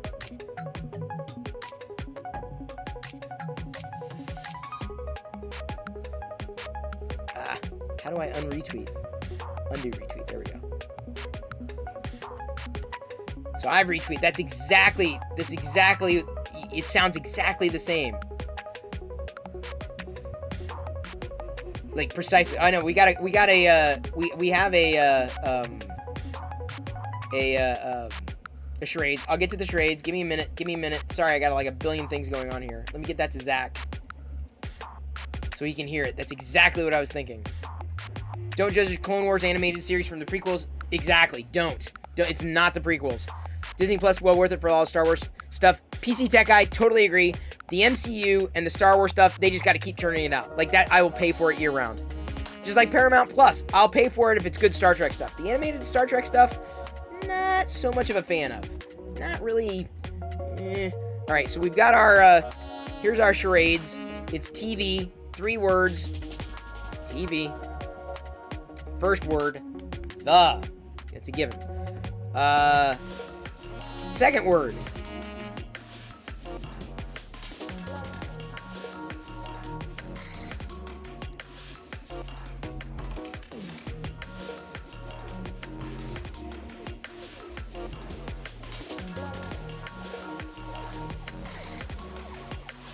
Not reading Rainbow. And for whatever it's worth, what else do I need to watch? Clone Wars, Bad Batch, and another one. Clone Wars, Rebels, Bad Batch. I would do Clone Wars, then I do Rebels, then I do Bad. I would do them in that order. Okay, so it's the charades. All right, let's go with the third word, because I don't think you're going to get the second one.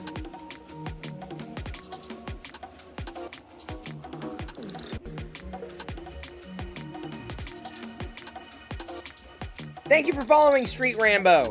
Welcome to the Play Shop in the middle of doing a charades, and we were geeking out about the latest Mandalorian, Book of Boba Fett episode.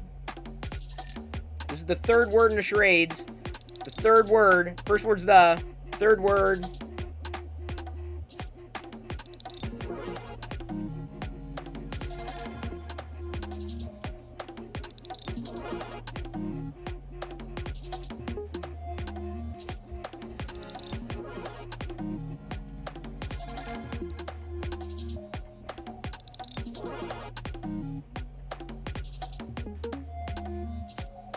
Someone said bus? Okay, bus. It's the blank bus. Or, well, bus is part of the third word. Bus is part of it. What kind of bus would it be? The magic. Yes, the magic. John, the magic. What? Miss MB Steezy, congratulations. You got it. Fist bump. Shout out to MB Steezy. Thanks again. MB Steezy, do you stream here on Twitch? I'm asking if only because I do like giving shout outs to fellow streamers here on Twitch when I know they stream, no matter what they happen to stream. Doesn't have to be the thing. Oh, really? All right, well then we've really true shout out to MB Steezy. What do you stream, MB Steezy? Please say Star Wars. Please say Star Wars. Please say Star Wars. Please say Star Wars. Please say Star Wars. Please say Star Wars.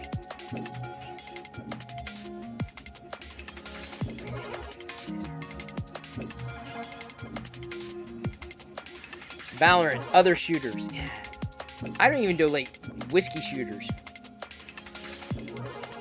I suck. You know, I need to do something. I'm not gonna do it now, but there's something that's been just driving me nuts on this. And I think I'm gonna swap a couple. I'm gonna do that. I'm gonna do it right now. I'm not gonna do it right now. There's something I need to do with a monitor.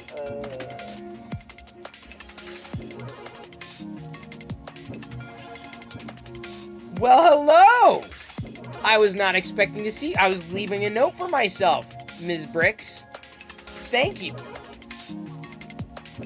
Thank you so much for the raid. If you're not following Ms. Bricks, she, I believe, is new to streaming on Twitch, a brick builder. I'll be happy to show you. I was geeking out earlier tonight with Zach Rutledge. We all know Zach. And thank you, PanFredNudo, for resubscribing. Appreciate the support. Very much so, as long as you've been supporting and beyond. I do have a... Look, I got a Lego set! Got it for 20% off, because I pretty much get most of the Lego sets on sale. 20% off. This is Boba Fett Starship, not Slave 1. A fire spray class. So earlier tonight, we weren't talking about Lego, but I had Zach on to talk about the episode of the Book of Boba Fett. So... Thank you, Ms. Bricks. Were you continuing a build tonight? Were you starting a build? I assume you were building. I could be completely wrong. Maybe I'm right. Maybe I'm wrong. I never know, so I have to ask. Thank you for trusting your community with us, and we will take good care of them here. Like I said, I was not expecting that to happen as I was taking a note, and I needed to write the note down. We have a question. The Viper asks a question for all you streamers if it's allowed. It is absolutely allowed, Viper. What's the question? Word on the street is you've hit up the homie Jedi rig. I have. I've basically brought him in. Hired him is the wrong word. I guess retained his services to basically redo all of the emotes. Basically all of the emotes. All of them. And I you know, there's some that I'm like, yeah, I'm pretty sure this is what we want. Commission, that's the word. Some of them that I'm like, okay, I think I want this to be this. I think I want that to be that. We did a whole, like, discussion one night with everybody, and had some feedback. Because I'm not, the thing is, I want to do emotes, but I want to do emotes that people use, right? Not just in this channel, but beyond. So I'm trying to think, well, what would be good here? And what have we not seen before? You know, what would work? No idea. Ms. Bricks just got back from Hogwarts, so showing some goodies, but I got from the trip and did a whole build of the night bus tonight. Very nice. Last night I did a tour of the Lego shop. We had a raid from Qui-Gon Jinn, and she brought with her, I think, local brick shop. That's the handle. He's been in here, and sometimes he lurks in the background, but since we had a couple of brick streamers there, and they hadn't seen the Lego collection that we have, I took them on a brief tour of the Lego minifigure collection. You gotta keep an eye on your minifigures when I'm around. I will pounce upon them, because I'm a fan of the minifigure, and I always have been, always will. In fact, I have my first Lego experience video is on Twitch. I'm sorry, on YouTube. And I've known of Lego ever since I was a kid. as we all have. But I grew up in the 70s and 80s. Like, I'm very old. Like, borderline decrepit. Here's what I 3D print stuff here, right? So here's what I was 3D printing tonight. If you watch the episode, you know if you know Star Wars, you know exactly what this is. It means nothing in Harry Potter. But I have the Harry Potter books that at some point I do want to assemble. So I'm going to be gluing this together tonight, and then we're going to have a training remote. So, Fred, I wasn't planning on printing these, and then watched the episode, and I already had white loaded up. And the reason I already had white is because I've been printing in this Gerpel. We did some hearts in this wonderful filament color, like Star Wars hearts, made by Fix'em Dude. So I did a whole sheet of these, and I'm going to be doing more tomorrow. It's the same ones, just duplicate, just to have extras. But I've got these. I've been printing in this filament for a while, and needed to switch to white for the top layers of these little hearts, right? Rebel for life. Hang on. Crap. Dropping my hearts. Dropping the Gerpel hearts. Rebel for life. So I needed to use the white anyway, and so it was loaded, and then we watched that episode, and I'm like, where's the training remote? And Diana and Jedi weren't sure where it was. I'm not sure where it was. So I'm like, well, I guess I'm just going to print another one. I mean, not a huge deal. It doesn't take a lot of filament. Didn't take a lot of time. And this one's probably closer to the actual training remote color, because the other one that I printed in was more of a pink kind of color, a pink white color. So yeah, I got a training remote. Loyal, you need to do this one too. You need to print. This was a Thangs.com training remote, printed live tonight. So I'm gonna have to enter this in the Thangs.com contest. Look at this. Yeah. I gotta look that up, and I gotta tag them and do all that, because maybe I'll win a $50 gift card. Maybe I won't. They don't have a lot of Star Wars stuff hosted on Thangs.com though, which is kind of unfortunate. Yes, Fred, these are awesome. They trust me. This is one of the reasons I like 3D printing. Is, well, if it doesn't exist, you can make it like this, and then it becomes this little prop. The Viper says, I'm very camera shy, don't want to use a microphone, but I want to start a text-only based stream or something like that. Possible to do. You can do that. It's not going to be as interactive as it would be otherwise. The Viper, you could do like a VTuber thing. That would make it so you don't have to use your face, but it would be a known quantity, contextualized, such that you would be expected not to show your real face, but you would have to use your voice if you were a VTuber. But yeah, you would have a very difficult time getting engagement with that. And I see the same thing with people who, and I don't think there's anything inherently wrong with it, but people who set up a Twitch stream and just 3D print, and they just have their camera pointed at a 3D printer, you're not going to see a ton of interaction. You might see a little, but Twitch interaction is largely driven by the conversations that you have, with people. The people who show up, the conversation, the topics, the going and flowing. It's about the interactivity. It's less about your activity, and it's about the interactivity. I don't know if you read my Twitch tips, though. I posted them. They've been helpful to some streamers. Not a lot. I put them out there the other week. Oh, hey, thank you. Mitsu Level. Appreciate you using your Prime subscription. Very appreciated. I'm glad you used it on me. You could use it on any creator if you have Amazon Prime. You might as well, otherwise you're throwing away $5 a month. That's no fun. Amazon's basically saying, here's $5, go spend it on your favorite creator and go subscribe to them for a month. So thank you for the subscription. I appreciate that immensely. Panfranudo says, you and the 3D printing community always making it very hard to resist buying a printer. I'm telling you, dude, it's fun. Once you start, you can't stop. Especially if you like me, I'm like all about like printing these little figurines, right? Everyone else is doing the helmets and stuff. Here's the thing. Loyal, what do you think about this? I don't know if I'm going to print a helmet, but it'd be pretty cool if I figured out how to get helmets from the people who have printed them. So instead of, I will get the Black Series helmets, but there are certain people who print like really cool helmets. I'm like, it's easier to buy the helmets from people who print them, like, and do them up really, cool, and then have the story of like, so-and-so printed this helmet, such and such printed this helmet, instead of me printing it. Because I'm all about the small stuff. I'm all about the small crap. Now, I also, today I was invited to Twitter Communities. It's a new service on Twitter where communities get hosted, and so I'm probably going to be setting up a Star Wars community. I don't know which direction it's going to go, necessarily, but the hope is, you know, other Star Wars people will join. I was thinking, do I do it on Star Wars? Do I do it on 3D printing? Like, there's a do I do it on what do I do? So I think Star Wars, I'm going to have a Star Wars community hosted on Twitter. I don't know where that's going to go. I don't know how many people are going to join. I don't know what they're going to want, because Star Wars is so big. It's like saying 3D printing. It's so big. It's a wide topic. You can't cover it all. Loyal, speaking of covering it all, I hope your interview went well tonight. I was in there very, very, very briefly and listening. A lot of it went right over my head, but I would like to meet a lot of the other filament people. I wouldn't be able to interview them like you do, because, I mean, right over my head. You'll print a helmet, send it to Britt for her to finish to send to you. That'd be fun. I'd do that. That'd be wild. That'd be a good story.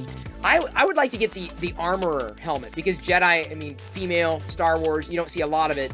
But the Armorer helmet, I don't know if we've seen Armorer helmets. I've got Stormtrooper, I've got Vader, you know, I've got a lot of the common ones that people have done. I don't have a TIE Pilot. The Armorer one, I think, would be really fun. That would, see, like, I want a story. I want to, like, what's the story behind this? Well, I printed it, right? We watched the episode, I printed another one. Okay, there's the story. But to have a helmet, something like that, you feel me? Like, that becomes a part of the story. It's not the helmet, it's the story behind the helmet. So here's another thing I want you two to watch. Fred, when we were talking tonight, I brought this up with Zach. It wasn't about episode 6, but it was an earlier episode of the Book of Boba Fett. The way Boba Fett said, "I am Boba Fett," reminded me of the way he said, "I am Boba Fett" in the holiday special. So Kurt, who helps me run Star Wars Radar over on Twitter now, he helps me run it. He's been posting. It's great, because otherwise it's like everything I see to retweet. But a back-to-back video, basically making it very clear that he sounds exactly the same in each instance. I am Boba Fett. Like, it's exactly the same. It's exactly the same.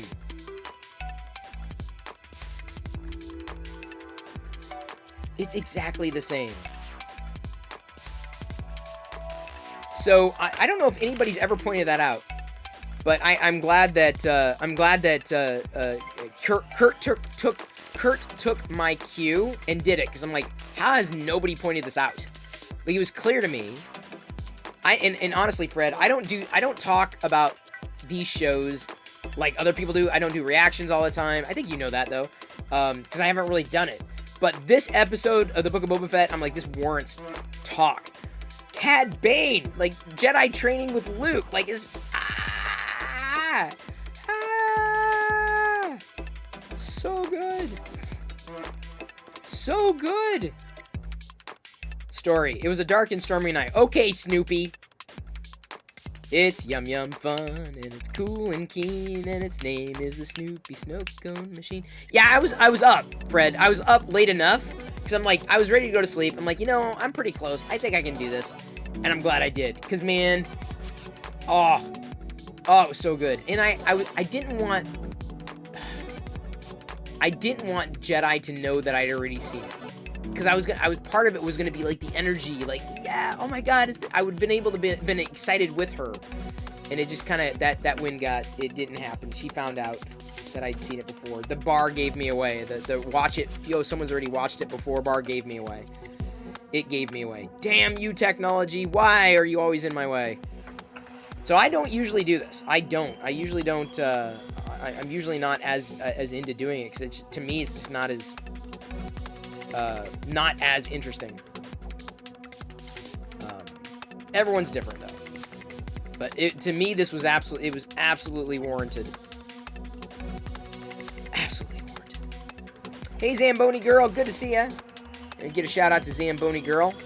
Not sure if she's gonna be skating anytime soon. I was just, we've been raided a few times, but I was getting ready to kind of wind down after I've printed my remote, my Jedi training remote, or I guess just a training remote.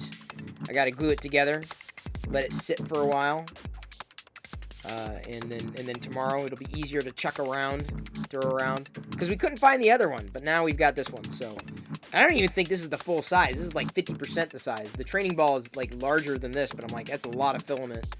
The payoff's not that huge. Decent layer lines on this too. I'm really happy with the layer lines. You're skating Friday night. Well, you will still skate better than I ever could. That's a guarantee. I don't think I'm ever going to be able to skate. Not that I'm looking forward to it. Not like I need it. I did it as a kid. Just had no coordination whatsoever. At all. None.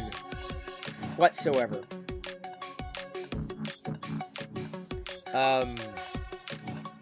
But I'm thinking of winding down.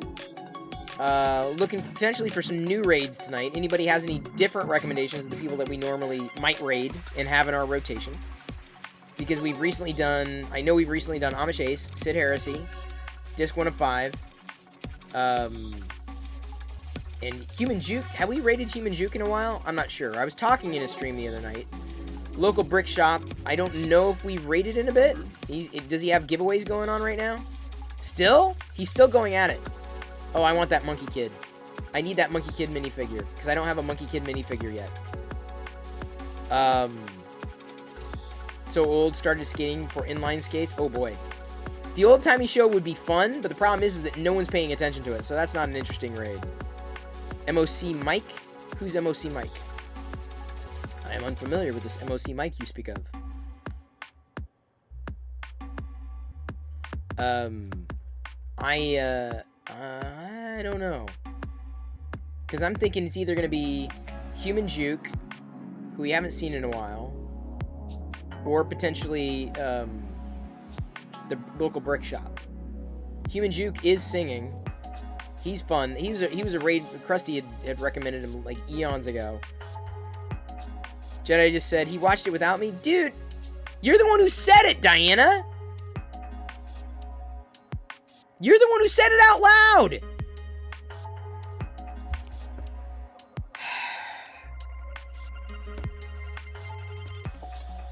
How did no one hear you? Okay, Jedi, then you're gonna have to stay up till midnight next time.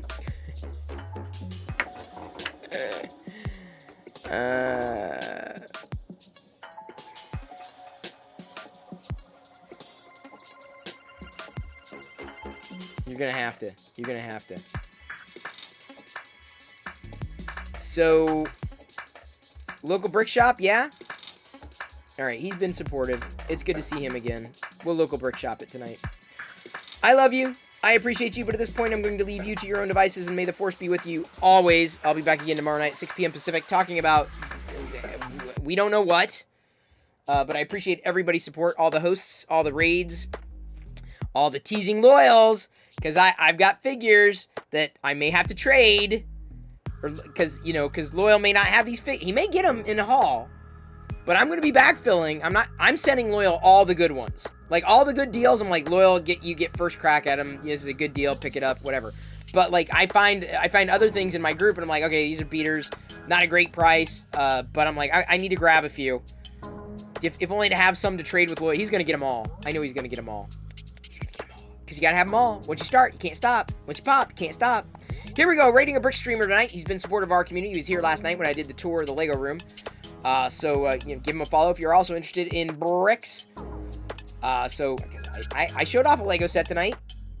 I'm the worst raider for brick streams because they are usually they're bricky hangy outy people, and I rate everybody. I'm a beyond the brick kind of guy. Here we go. Gonna Tusken raid. Keep an eye out for that Twitter communities thing that I'm going to be putting up for Star Wars here. See everybody tomorrow night, 6 p.m. Tusken raiding the local brick shop. Not quite local to me. In 3, 2, 1.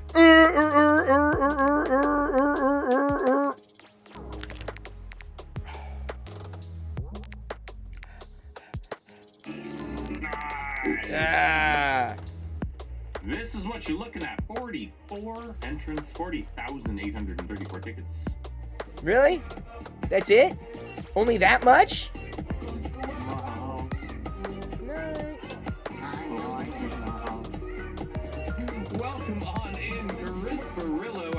it going. I win. Thank you so much for the follow, Brother Bill. Welcome on into the brick building family tree.